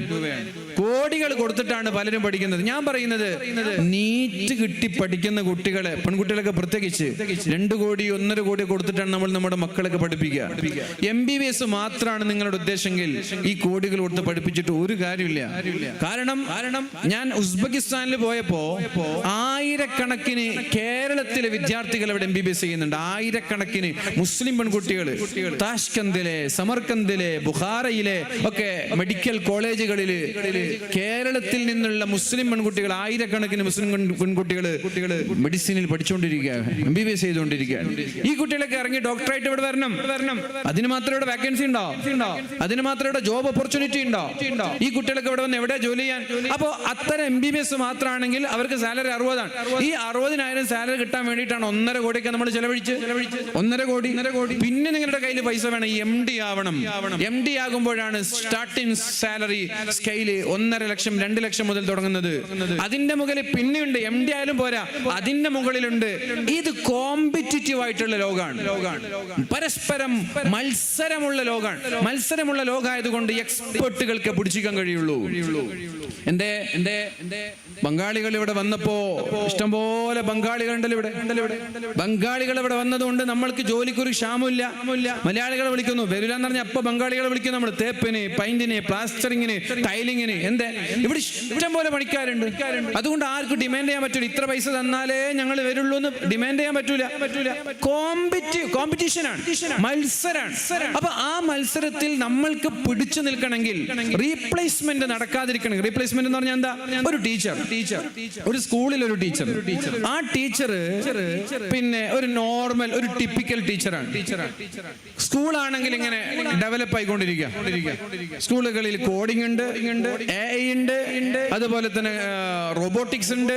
അങ്ങനെ പല മേഖലകളിലും മെക്കാനിക്കലി ആൻഡ് ടെക്നിക്കലി രണ്ടിലും ഡെവലപ്പ് ആയ സ്കൂളിൽ ഈ ടീച്ചർ വളരാനോ പഠിക്കാനോ ഉഷാറാവാനോ താല്പര്യമില്ല. എന്താ സംഭവിക്കാന്നറിയോ? വർഷത്തിന്റെ അവസാനമാകുമ്പോ ഡയറക്ടേഴ്സ് പറയും, door is open for you, നിങ്ങൾ പോയിക്കോളി നടത്തും. ഡോർ തുറന്നു വെച്ചിട്ടുണ്ട്, നിങ്ങൾ പോയിക്കോളി. ഈ ടീച്ചറിന് ഡെവലപ്പ് ആകാൻ താല്പര്യം, ടിപ്പിക്കൽ ടീച്ചറാണ്. പിന്നെ ആ ടീച്ചർക്ക് ജോലി ഉണ്ടാവും. ഏതെങ്കിലും കാലത്തെ കുറിച്ച് വലിയ ബോധമില്ലാതെ മാനേജ്മെന്റ് നടത്തുന്ന സ്കൂളുകളിലെ അവർക്ക് പിന്നെ സ്ഥാനം ഉണ്ടാവുള്ളൂ. അപ്പൊ നമ്മള് കാരണം എന്താ, ഈ ടീച്ചറിനെക്കാളും എത്രയോ സ്കില്ലുള്ള ആളുകൾ അവിടെ കാത്തിരിക്കുന്നുണ്ട്. ഇപ്പൊ നമ്മുടെ സ്കൂളിൽ തന്നെ 35,000 സാലറി വാങ്ങുന്ന ടീച്ചേഴ്സ് ഉണ്ട്. നമ്മുടെ പ്രൈവറ്റ് സ്കൂളാണ്, ഗവൺമെന്റ് സ്കൂളൊന്നുമല്ല, പ്രൈവറ്റ് സ്കൂളാണ്. 35,000 സാലറി വാങ്ങുന്ന ടീച്ചേഴ്സ് ഉണ്ട്. ആ ടീച്ചേഴ്സ് വർഷാവസാനം ഡിമാൻഡ് ചെയ്യും, നമ്മൾ പോവാണ്, ഗൾഫിൽ ഓപ്പർച്യൂണിറ്റി ഉണ്ടെന്നൊക്കെ പറയും. അപ്പൊ നമ്മൾ ചോദിക്കും, എന്താ നിങ്ങൾക്ക് ആ ഓപ്പർച്യൂണിറ്റി നമ്മളിവിടെ തന്നാ പോരെ? ആ ഒരു ഓപ്പർച്യൂണിറ്റി അവിടെ കിട്ടുന്ന അവിടുത്തെ സാലറി ഇവിടെ തന്നാൽ എത്ര നിങ്ങൾക്ക് വേണ്ടത്? അവർ ചോദിച്ച സാലറി കൊടുക്കാൻ നമ്മൾ നിർബന്ധിതരാവും. നമ്മൾക്കതിന് കഴിയുമെങ്കിൽ നമ്മൾ അവരെ നിർത്തും. കഴിയില്ലെങ്കിൽ നിങ്ങൾ പോയിക്കോളൂ എന്ന് പറയും. ബേജാറിൽ വിഷമത്തിൽ പോയിക്കോളൂ എന്ന് പറയും. അപ്പൊ ഇനി വേറെ ടീച്ചർ, ഒരു കഴിവില്ലാത്തൊരു ടീച്ചർ വന്നിട്ട് എനിക്ക് 15,000 സാലറി വേണം, നിങ്ങൾ അവർക്കെല്ലാം കൊടുക്കുന്നുണ്ടല്ലോ എന്ന് പറഞ്ഞാൽ ദ ഡോർ ഈസ് ഓപ്പൺ, പോയിക്കോളൂ. നിങ്ങൾക്ക് 10,000 കഴിവേ ഉള്ളൂ. 10,000 കഴിവേ നിങ്ങൾക്കുള്ളൂ. 15,000 തരാനുള്ള കഴിവില്ല. ഇതെങ്ങനെയാണ് ഒരു ടീച്ചറിന്റെ കഴിവ് നമ്മൾ അളക്കുക? ഒരു വർഷത്തെ ടീച്ചറിന്റെ പ്രവർത്തനങ്ങൾ നമ്മൾ ഒബ്സർവ് ചെയ്യുന്നുണ്ട്. ഒരു വർഷത്തിൽ ടീച്ചർ എന്തൊക്കെ ചെയ്യുന്നുണ്ട്, ആ ടീച്ചറിന് കൊണ്ടുണ്ടായ കുട്ടികളിലുണ്ടായ മാറ്റങ്ങൾ, എക്സ്ട്രാ കരിക്കുലം വർക്കുകളിലൊക്കെ ടീച്ചർ നടത്തിയ സ്വാധീനങ്ങൾ, എഫക്റ്റുകൾ, ഇതൊക്കെ നമ്മൾ നോക്കും. എന്നിട്ട് ടീച്ചറിന് ഈ സ്കൂളിന്റെ ഒരു അവിഭാജ്യ ഘടകമാണെന്ന് തോന്നിയാൽ അവർ പറഞ്ഞ സാലറിക്ക് നമ്മൾ നിർത്തും. അതാണ് ഞാൻ പറഞ്ഞത്, എക്സ്പെർട്ട് ആവണം. എക്സ്പെർട്ട് ആയില്ലെങ്കിൽ റീപ്ലേസ്മെന്റ് ചെയ്യപ്പെടും.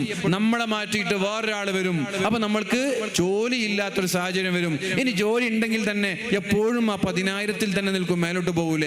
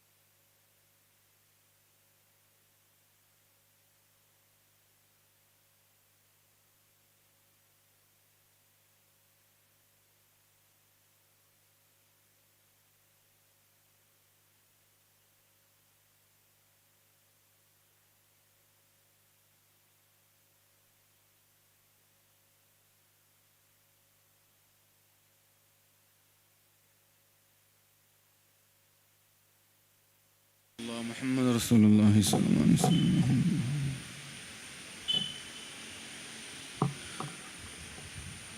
അപ്പൊ ഞാൻ പറഞ്ഞു വന്നത്, എല്ലാവരും പഠിക്കാൻ, എല്ലാവരും മക്കളും പഠിക്കാണ്.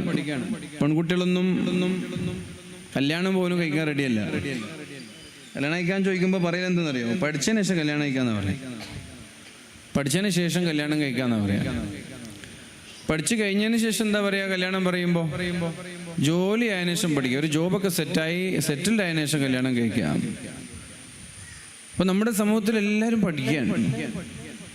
പക്ഷെ ഇതൊരു ടിപ്പിക്കലായ ഒരു നോർമലായ പഠനം കൊണ്ട് നമുക്ക് നേട്ടമുണ്ടാവില്ല.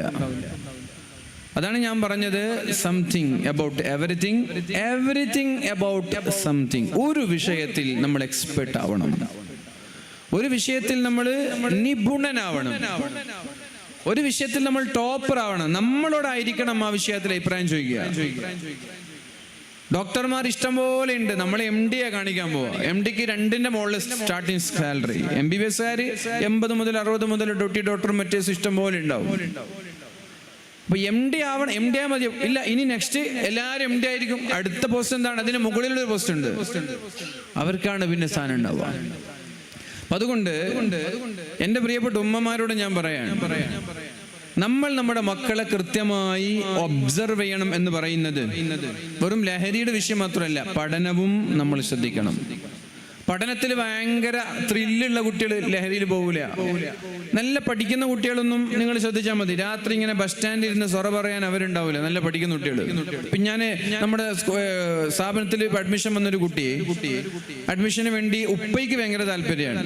കാരണം ഇസ്ലാമിക് അന്തരീക്ഷമുള്ള നിന്ന് പഠിക്കുന്ന ഒരു സ്ഥാപനമാണ്. പിന്നെ ഉള്ളത് പാലയിലെ ബ്രില്യൻസ് ആണ്. അവിടെ ഇസ്ലാമിക് അന്തരീക്ഷമില്ല. സൈലം പോലെ നീറ്റ് കോച്ചിങ് സെന്ററുകളുണ്ട്. അവിടെ നിന്ന് ഇസ്ലാമിക് അന്തരീക്ഷമില്ല. അപ്പൊ ഇസ്ലാമിക് അന്തരീക്ഷത്തോട് കൂടി ഒരു നീറ്റ് കോച്ചിങ് സെന്ററാണ് അവർക്ക് വേണ്ടത്. അപ്പോൾ ഉപ്പയ്ക്ക് ഭയങ്കര താല്പര്യം, മോൾക്ക് താല്പര്യമില്ല. അങ്ങനെ എന്നോട് പറഞ്ഞു നിങ്ങളൊന്ന് മോളോട് സംസാരിക്കണം. അപ്പൊ ഞാൻ മോളോട് സംസാരിച്ചു. മോളെന്താ എന്നോട് പറഞ്ഞു, എനിക്ക് ഒറ്റയ്ക്ക് ഇരുന്ന് പഠിക്കണം. എനിക്കിങ്ങനെ സ്കൂളാകുമ്പോൾ അല്ലെങ്കിൽ റെസിഡൻഷ്യൽ സ്കൂളൊക്കെ ആകുമ്പോൾ കുറേ കുട്ടികളുണ്ടാവും. കുറേ കുട്ടികളുണ്ടാകുമ്പോൾ അവരുടെ ഇടയിൽ പഠിച്ചെങ്കിൽ തലയിൽ കയറില്ല. എനിക്ക് ഒറ്റയ്ക്ക് ഇരുന്ന് ഡോറൊക്കെ ക്ലോസ് ചെയ്തിട്ട് ആരും ഇല്ലാതെ പഠിക്കണം. നമ്മൾക്ക് അവിടെ സംവിധാനമുണ്ട്. കുട്ടികൾക്ക് ഒറ്റയ്ക്ക് പേഴ്സണൽ ഇരുന്ന് പഠിക്കുകയാണെങ്കിൽ അതിനുള്ള സംവിധാനമുണ്ട്. അങ്ങനെ അവരെ വിസിറ്റ് ചെയ്യാൻ വന്നു, സ്ഥാപനം കാണിച്ചു കൊടുത്തു. അപ്പോൾ കുട്ടിക്ക് ഇഷ്ടമായി. കുട്ടി തന്നെ ഇൻട്രസ്റ്റ് എടുത്ത് കുട്ടി ജോയിൻ ചെയ്തു. അപ്പൊ ചില കുട്ടികൾക്ക് അങ്ങനെ പഠനത്തോട് ഭയങ്കര താല്പര്യമാണ്, പഠിക്കാൻ താല്പര്യമുള്ളതുകൊണ്ട് ഒരു കല്യാണത്തിന് വരെ പോകാത്ത കുട്ടികളുണ്ട്. എന്നാൽ വേറെ കുട്ടികൾക്ക് പഠനമല്ല താല്പര്യം, കല്യാണമാണ് താല്പര്യം. അപ്പൊ അത്തരം കുട്ടികളെ ഈ ഫീൽഡിലേക്ക് നമ്മൾ കൊണ്ടിട്ട് കാര്യമില്ല.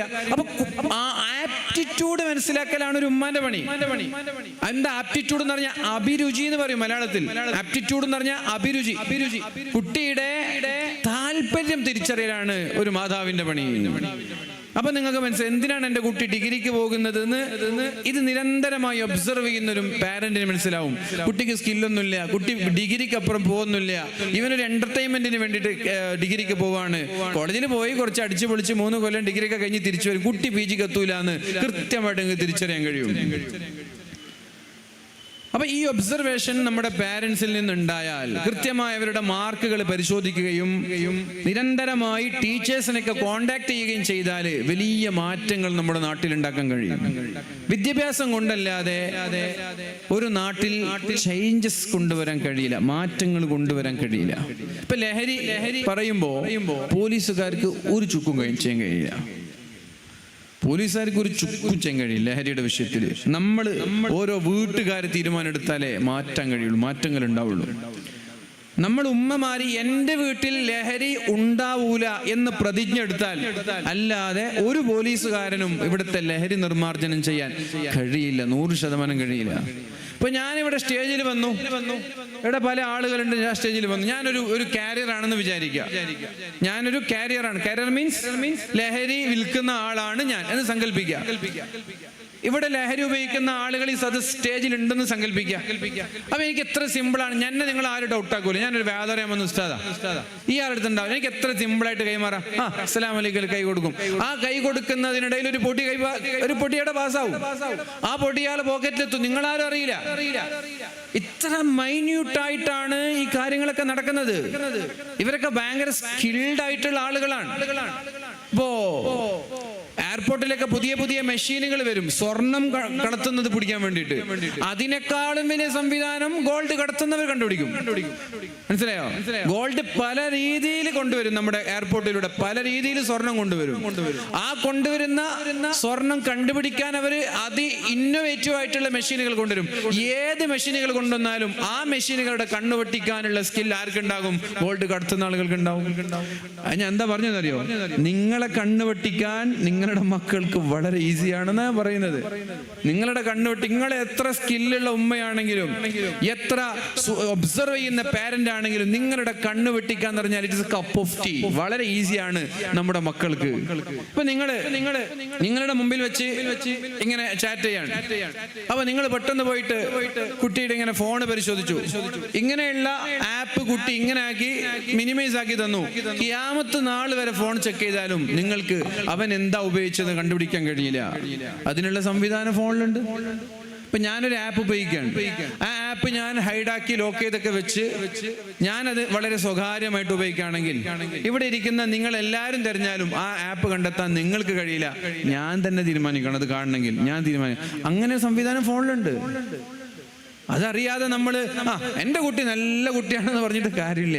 എൻ്റെ കുട്ടി ഒന്നും ചെയ്യില്ല, എൻ്റെ കുട്ടി നല്ല കുട്ടിയാണ്, വായിൽ വിരലിട്ട വരെ കടിക്കില്ല എന്നൊക്കെ പറയും. അപ്പൊ അതുകൊണ്ട് മക്കളെ നിരന്തരമായി ടോർച്ചർ ചെയ്യണമെന്നല്ല ഞാൻ പറയുന്നത്. ഞാൻ നിങ്ങളോട് ഇതൊക്കെ ഈസിയായി നിങ്ങൾക്ക് തിരിച്ചറിയാനുള്ള ഒരു ഐഡിയ പറഞ്ഞുതരാം. വളരെ ഈസി ആയിട്ടുള്ളൊരു ഐഡിയ. ആ ഐഡിയ ആണ് നിങ്ങൾ എപ്പോഴും പ്രാക്ടിക്കലായി പ്രാവർത്തികമായി കൊണ്ടു നടക്കേണ്ടത്. എന്തെന്നറിയോ? To be a best friend. നിങ്ങളുടെ മക്കളുടെ ഏറ്റവും അടുത്ത ചങ്ങാതിയായിട്ട് നിങ്ങൾ മാറുക. എപ്പോഴും ചീത്ത പറയുന്ന ചങ്ങാതിയുടെ കൂടെ ഒരു ചങ്ങാതി നിൽക്കൂല. എനിക്ക് കുറെ ഫ്രണ്ട്സ് ഉണ്ടെന്ന് വിചാരിക്കാം, എപ്പോഴും എന്നെ കുറ്റപ്പെടുത്തുന്ന ഒരു ചങ്ങാതിയാണെങ്കിൽ ഞാൻ അവൻ്റെ അടുത്ത് പോയി നിൽക്കൂല. എന്റെയൊക്കെ പ്രഭാഷണത്തിനൊക്കെ വരുന്നു സങ്കല്പിക്കാം, പ്രഭാഷണത്തിന് എൻ്റെ കൂടെ വന്നിട്ട് എപ്പം കുറ്റിൻ്റെ പ്രസംഗം പോരാ, നിങ്ങളെ പ്രസംഗം പോരാ, അതെന്താ അങ്ങനെ പറഞ്ഞു, അതെന്തിങ്ങനെ, ഞാൻ 4-5 പ്രസംഗം കഴിഞ്ഞാൽ പിന്നെ ആൾ വിളിക്കൂല, അങ്ങനെ കുറ്റം പറഞ്ഞാൽ. എപ്പോഴും ഉപദേശിക്കുന്ന ഫ്രണ്ടിനെ കൂടെ നമ്മൾ തുടങ്ങിയ ആള് വേല പറയാൻ. ഉപദേശമേ ഇഷ്ടമല്ല. മോട്ടിവേഷൻ എന്നാ ഉപദേശത്തെ പറയാ, മോട്ടിവേഷൻ. ഉപദേശം എന്നല്ല പറയാ, അഡ്വൈസ് എന്ന് പറഞ്ഞാൽ ഓടും. മോട്ടിവേഷൻ എന്ന പുതിയ പദം ഉപയോഗിച്ചിട്ടാണ് ഇപ്പൊ മോട്ടിവേറ്റ് ചെയ്യുക. അപ്പൊ അതുകൊണ്ട് എങ്ങനെ നമ്മൾക്ക് നമ്മുടെ മക്കളെ നമ്മൾക്ക് എങ്ങനെ നിയന്ത്രിക്കാൻ കഴിയും? അതാണ് ഞാൻ പറയുന്നത്, to be a best friend. അതാണ് മഹാന്മാരായ ഇസ്ലാമിക പണ്ഡിതന്മാരിലൂടെ നമ്മൾക്ക് കിട്ടിയൊരു മെസ്സേജ് ഉണ്ട്.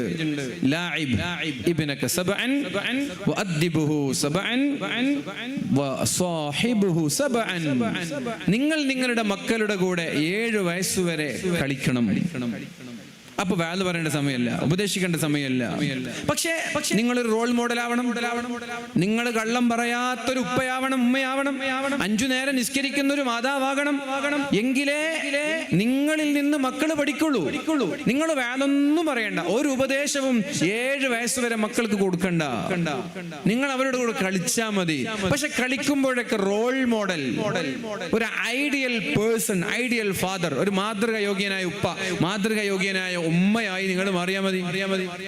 നിസ്കരിക്കാൻ പറയണ്ട, ഖുർആൻ ഓതാൻ പറയണ്ട, ഒന്നും പറയണ്ട. നിങ്ങൾ ഖുർആൻ ഓതിയ ഓട്ടോമാറ്റിക്കലി അവൻ ഖുർആൻ ഓതും. ഞാൻ കണ്ടിട്ടുണ്ട്, നമ്മൾ രാത്രി ഉറങ്ങുമ്പോ, എല്ലാ ദിവസവും ഉറങ്ങുമ്പോ സൂറത്തുൽ ഇഖ്ലാസ് ഓതും. ബിസ്മില്ലാഹിർ റഹ്മാനിർ റഹീം, ഖുൽ ഹുവല്ലാഹു അഹദ് 3 തവണ, ഖുൽ അഊദു ബിറബ്ബിൽ ഫലക് 1 തവണ, ഖുൽ അഊദു ബിറബ്ബിൻ നാസ് 1 തവണ ഓതിയിട്ട് ഇഷ്വിന്നാക്കിയിട്ട് ശരി മൊത്തം തടവും 3 തവണ.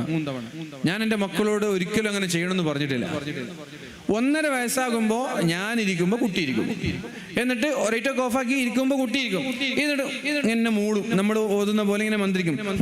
മന്ത്രിച്ചിട്ട് പൂന്നാക്കി തടി മൊത്തം തടവും. ഇന്നും ആ കുട്ടിയെ ചെയ്യുന്നുണ്ട്. അപ്പൊ നമ്മൾ അവരുടെ കൂടെ കളിക്കുമ്പോ ഒരു വാദം പറയണ്ട, ഒരു ഉപദേശവും പറയണ്ട. ബാങ്ക് കൊടുക്കുമ്പോ നിങ്ങൾ നിസ്കരിക്കുന്നത് അവർ കണ്ട ഓട്ടോമാറ്റിക്കലി മുസല്ലായിട്ട് അവർ വരും. മൊബൈൽ ഫോൺ എടുത്തു മാറ്റി പുസ്തകം വായിക്കുന്നത് കണ്ട അവർ ടാബിന്റെയോ മൊബൈൽ ഫോണിന്റെയോ സ്ക്രീനിന്റെയോ അഡിക്ഷനുള്ള ആളായി മാറൂല, അവരും പുസ്തകത്തിന്റെ ആളായി മാറും. നിങ്ങൾ മാറ്റിവെക്ക് നിങ്ങളുടെ മൊബൈൽ ഫോണുകൾ. 2 വയസ്സും 1 വയസ്സൊക്കെ ഉള്ള കുട്ടിയുടെ മുമ്പിൽ ഫോൺ വിളിക്കാൻ മാത്രം ഉപയോഗിക്കുന്ന ഒരു ടൂളായി നിങ്ങൾ, ഒരു ഡിവൈസായി നിങ്ങൾ ഇതിനെ ഉപയോഗിച്ച് ബാക്കിയുള്ള സമയം പുസ്തകം വായിക്കാൻ നിങ്ങൾ ഉപയോഗിച്ചോ. ഓട്ടോമാറ്റിക് ആയിട്ട് നിങ്ങളുടെ മക്കള് എങ്ങോട്ട് വരും? പുസ്തകത്തിലേക്ക് വരും. പക്ഷെ അങ്ങനെ ആവരുത്. നമ്മുടെ കുട്ടികൾ ഔട്ട്ഡേറ്റഡ് ആവും. മൊബൈൽ തീരെ ഉപയോഗിച്ചില്ലെങ്കിൽ കുട്ടികൾ സ്കൂളിലൊക്കെ ഒന്നും അറിയാത്ത മണ്ടന്മാരാവും. മൊബൈൽ ഫോൺ ഉപയോഗിക്കണം. 1 മണിക്കൂർ ഒരു ദിവസത്തിൽ കൊടുക്കണം, മാക്സിമം പോയ 2 മണിക്കൂർ കൊടുക്കണം. പക്ഷേ എന്താണ് അവർ കാണുന്നത്, എന്താണ് അവർ വാച്ച് ചെയ്യുന്നത് എന്ന് നമ്മളാ നിയന്ത്രിക്കേണ്ടത്, അവരല്ല. നമ്മളാ സെലക്ട് ചെയ്യേണ്ടത് അവൻ എന്ത് കാണണം. ഇല്ലെങ്കിൽ എന്തെന്നറിയോ, കുട്ടികളൊക്കെ സ്കൂളിൽ പോയിട്ട് ഉമ്മറാൻ ആനാന്റെ കഥയൊക്കെ പറയുമ്പോ ഈ കുട്ടി ഏതാ ഉമ്മറാന, ഏതാ ഉമ്മർ, ഏതാ ആനാന്ന് ചോദിക്കും. പപ്പാപ്പിക്കിന്റെ കഥയൊക്കെ പറയുമ്പോൾ കുട്ടിക്ക് ഒന്നും അറിയില്ല. ഇപ്പൊ എന്റെ വൈഫ് പ്രഗ്നന്റ് ആയ സമയത്ത് കുട്ടി വന്നിട്ട് ചോദിക്കുന്നുണ്ട്, ഹാർട്ട് ബീറ്റ് കേൾക്കുന്നുണ്ടോ? കുട്ടിക്ക് 4 വയസ്സാണ്. ഹാർട്ട് ബീറ്റ് കേൾക്കുന്നുണ്ടോ? ഉമ്മക്ക് കുഞ്ഞിന്റെ ഹാർട്ട് ബീറ്റ് പാറ്റേൺ കേൾക്കുന്നുണ്ടോ? അപ്പൊ വൈഫ് ചോദിച്ചു, എനിക്കെങ്ങനെ ഈ ഹാർട്ട് ബീറ്റിന്റെ കഥയൊക്കെ അറിഞ്ഞു? അത് കാർട്ടൂണിൽ കണ്ടതാണ്. പപ്പാപ്പിക്കിന്റെ മമ്മ എന്തായി, പിന്നെ പ്രഗ്നന്റ് ആയി. അപ്പോ ആ ഹാർട്ട് ബീറ്റ് കേൾപ്പിച്ചു കൊടുക്കുന്നുണ്ട് മക്കൾക്ക്. ഇതൊക്കെ ഇവർ ഇവിടെ പഠിക്കുന്നുണ്ട്, ഒരുപാട് കാര്യങ്ങൾ പഠിക്കണം. ചില നമ്മൾ സെലക്ട് ചെയ്ത് കൊടുക്കണം, എന്താണ് കാണേണ്ടത് എന്ന് നമ്മൾ സെലക്ട് ചെയ്ത് കൊടുക്കണം. വളരെ നന്നായി 2 വയസ്സ് 3 വയസ്സുള്ള കുട്ടികൾ ഇംഗ്ലീഷ് സംസാരിക്കും, വളരെ നന്നായി. നല്ല അമേരിക്കൻ ബ്രിട്ടൻ ആക്സെന്റിൽ ഫ്ലുവന്റ് ആയി ഇംഗ്ലീഷ് സംസാരിക്കും. എൻ്റെ കുട്ടികളൊക്കെ സംസാരിക്കാറുണ്ട്. എങ്ങനെ പഠിച്ചു എന്ന് വെച്ചാല്, നമ്മള് ഫോണും കൊടുത്തിട്ട് യൂട്യൂബിലെ റീല് കാണാൻ മക്കളെ പഠിപ്പിക്കലല്ല.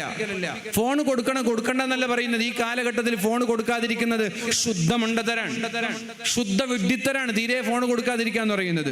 കാലത്തിനൊപ്പം സഞ്ചരിക്കണം നമ്മുടെ മക്കള്. അങ്ങനെ കുട്ടികൾക്ക് നിങ്ങൾ കൊടുക്കുന്ന എന്താണ്? ഏതെങ്കിലും റീലുകളാണ്, ഏതെങ്കിലും വ്ളോഗർമാരുടെ റീലുകൾ, അല്ലെങ്കിൽ പിന്നെ ഷോർട്സ്, യൂട്യൂബിലെ ഷോർട്സുകൾ, ഇൻസ്റ്റാഗ്രാമിലെ റീലുകൾ. ഇതൊക്കെ കണ്ടിട്ട് എന്താ കാര്യം?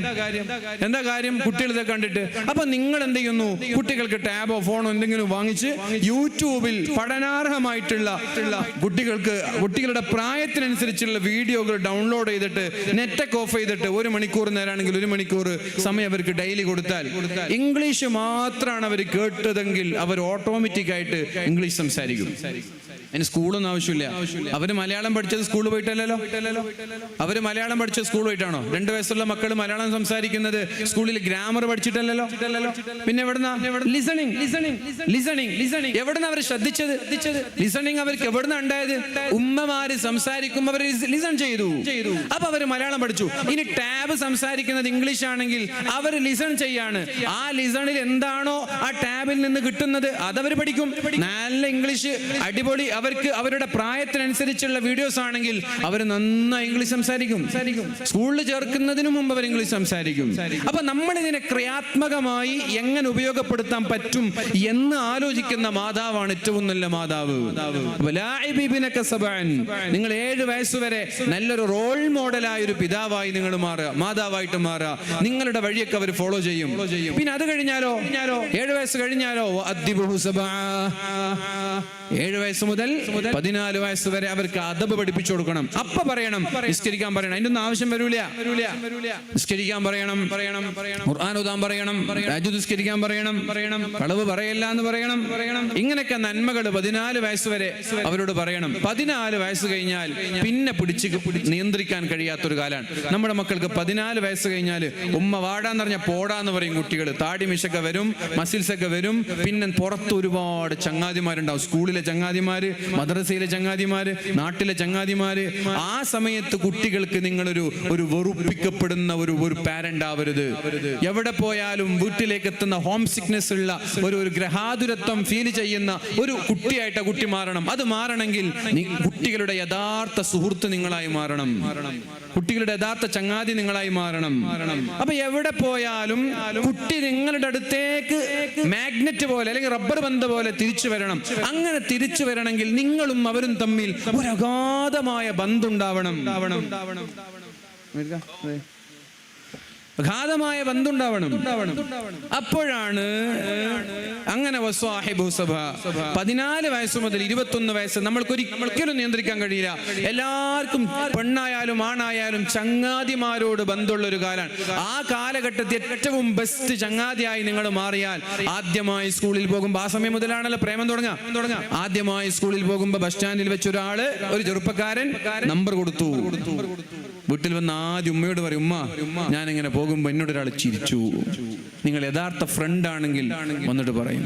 സ്കൂളിൽ നിന്ന് ടൂർ പോയപ്പോ തമാശയ്ക്ക് ചങ്ങാതിമാര് നിർബന്ധിപ്പിച്ചു MDM കൊടുത്തു. വീട്ടിൽ വന്നിട്ട് ഉമ്മയോട് പറയും, ഉമ്മ ഇന്ന് ഞാൻ MDM ഉപയോഗിച്ചിട്ടുണ്ട്. അത് പറയാൻ മക്കൾക്ക് സ്വാതന്ത്ര്യം ഉണ്ടാവണം.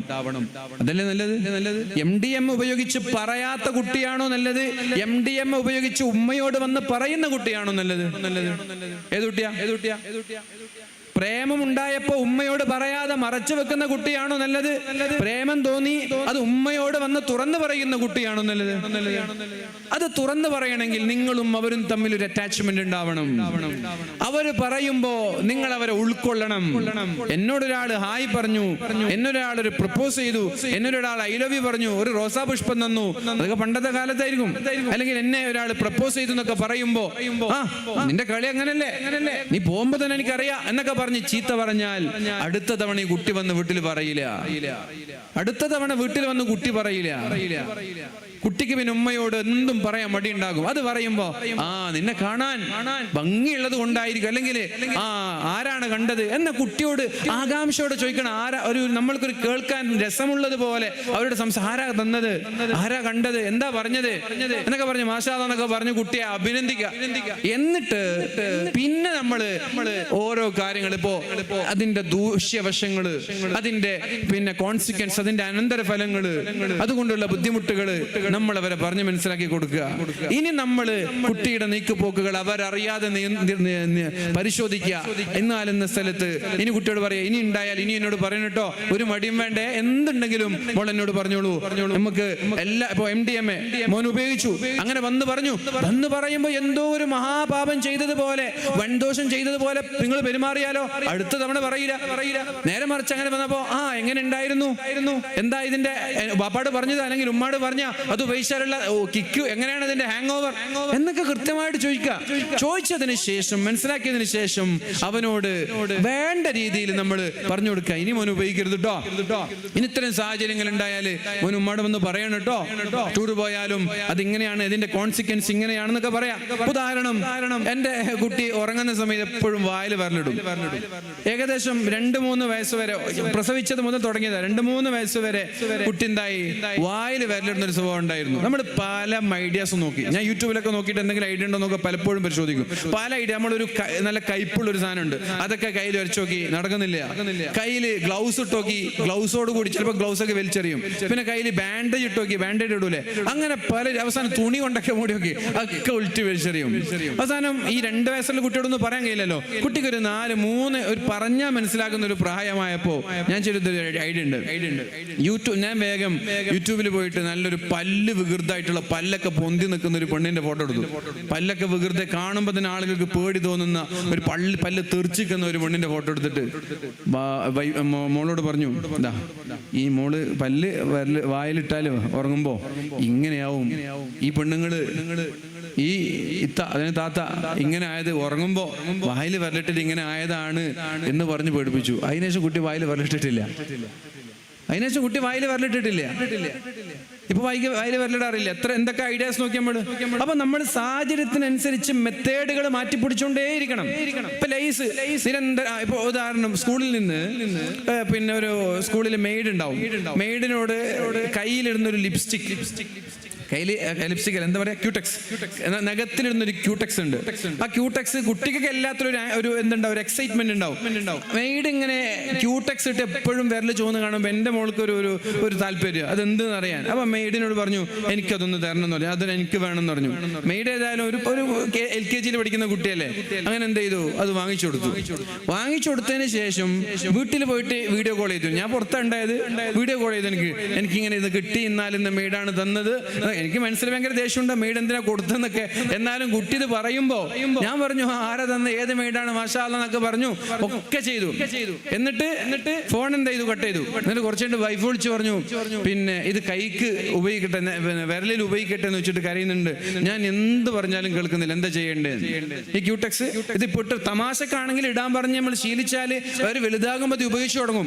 അപ്പൊ ഞാൻ ഒരു ഐഡിയ നേരത്തെ ഉപയോഗിച്ചതുപോലെ വേറെ ഐഡിയ എടുത്തു. വേഗം ഗൂഗിളിൽ പോയിട്ട് ഏറ്റവും വികൃതമായ കുറച്ച് നഖങ്ങളുള്ള കൈയിന്റെ ഫോട്ടോ എടുത്തു. എന്നിട്ട് അപ്പൊ തന്നെ മകൾക്ക് വിളിച്ചിട്ട് പറഞ്ഞു, നിന്റെ വാട്സപ്പ് നോക്ക്, വാപ്പ ഒരു ഫോട്ടോ അയച്ചിട്ടുണ്ട്, നീ ക്യൂടെക്സ് ഇട്ടാ നിന്റെ കൈ ഇങ്ങനെയാണ് ആവാൻ പോവാൻ. അങ്ങനെ കുട്ടി നോക്കുമ്പോ കുട്ടി ഓൺ ദി സ്പോട്ട് എനിക്ക് വേണ്ടെന്ന് പറഞ്ഞു. എനിക്ക് ഓൺ ദി സ്പോട്ട് ഇതെനിക്ക് വേണ്ട, ഞാൻ ഉപയോഗിക്കില്ല. പിന്നെ ചോദിച്ചാൽ ഇത് പെയിന്റ് ചെയ്യാൻ വേണ്ടി ഉപയോഗപ്പെടുത്തിക്കോട്ടെ, ഉപയോഗിച്ചോട്ടെ എന്ന് പറഞ്ഞു. അപ്പൊ എങ്ങനെയാണ് നമ്മുടെ കുട്ടികൾക്ക് ചിലപ്പോൾ പറഞ്ഞാൽ മനസ്സിലാവില്ല. അപ്പൊ ചിലത് നമ്മൾ പ്രാക്ടിക്കലായി ചില ഐഡിയകള്, ചില മെത്തേഡുകൾ മാറ്റി മാറ്റി പിടിക്കേണ്ടി വരും. അപ്പൊ നമ്മൾ നമ്മുടെ മക്കളുടെ കൂടെ നിന്നിട്ട്, അവരുടെ കൂടെ കളിച്ചിട്ട്, അവരുടെ കൂടെ ജീവിച്ചിട്ട്, അവരുടെ ഏറ്റവും ബെസ്റ്റ് ഫ്രണ്ടായി നമ്മൾ നിൽക്കുമ്പോൾ എല്ലാം തുറന്നു പറയും അവര്. ഈവൻ ആദ്യമായി സിഗരറ്റ് വലിക്കാൻ ആരാ പറഞ്ഞത് ഒക്കെ വീട്ടിൽ വന്ന് പറയും. അതുകൊണ്ട് ഉമ്മമാരോട് പറയാണ്, എല്ലാം ചെയ്ത് മറച്ചു വെക്കുന്ന മക്കളെക്കാളും നല്ലത് എന്ത് ചെയ്താലും വീട്ടിൽ വന്ന് തുറന്നു പറയുന്ന മക്കളാണ്. അങ്ങനെ വീട്ടിൽ വന്ന് എല്ലാം തുറന്നു പറയണമെങ്കിൽ അത് പറയാനുള്ള സ്വാതന്ത്ര്യം ഉണ്ടാവണം. പള്ളിയിലിരുന്ന് മൂത്രൊഴിച്ച ഒരാളോട് നബി സല്ലല്ലാഹു അലൈഹി വസല്ലം തങ്ങൾ ചിരിക്കുക ചെയ്തത്. പള്ളിയിൽ ഇങ്ങനെ മൂത്രൊഴിക്കുക, എല്ലാവരും തലവെച്ച് സുജൂദ് ചെയ്യുന്ന സ്ഥലത്ത് ഒരു അറാബി വന്നിട്ട് ഇങ്ങനെ മൂത്രൊഴിക്കാൻ. സ്വഹാബാക്കളൊക്കെ കയ്യും മടിക്കുക, അടിക്കാൻ പോകുമ്പോ മഹലൻ ആയിട്ടില്ല അടിക്കണ്ട എന്ന് പറഞ്ഞു. നബി തങ്ങൾ ചിരിച്ചതിന് ശേഷം ഇതേ നബി തങ്ങള് നിസ്കാരത്തിൽ കുറെ നേരം ഖുർആൻ ഓതിയ മുആദിനോട് ദേഷ്യപ്പെടുക, പള്ളിയിൽ മൂത്രൊഴിച്ചാലോട് ചിരിക്കുകയും നിസ്കാരം കുറെ നേരം നിസ്കരിച്ചാലോട് ദേഷ്യപ്പെടുകയും ചെയ്ത നല്ല ഒരു മുഅല്ലിം, നല്ലൊരു ടീച്ചറിന്റെ ആ ഒരു പാഠം ഹബീബായ റസൂലുള്ളാഹിയിൽ നിന്ന് പഠിക്കാനുണ്ട് നമ്മള്. അപ്പൊ മൂത്രൊഴിച്ചാലോട് നബി തങ്ങൾ പിന്നെ നല്ല ചിരിച്ചിട്ടൊക്കെ പറഞ്ഞു, പിന്നെ മൂത്രൊഴിക്കാന് ഇത് എല്ലാവരും നിസ്കരിക്കുന്ന സ്ഥലമല്ലേ, ഒക്കെ കഴിഞ്ഞതിന് ശേഷം അവിടെയൊക്കെ വെള്ളമൊഴിച്ച് ക്ലീൻ ആക്കിയതിന് ശേഷം മൂത്രൊഴിക്കാന് ഏറ്റവും ബെസ്റ്റ് എന്റെ മോന് പള്ളിയുടെ പുറത്തല്ലേ എന്നൊക്കെ പറഞ്ഞ് അത് പരിഹരിച്ചു.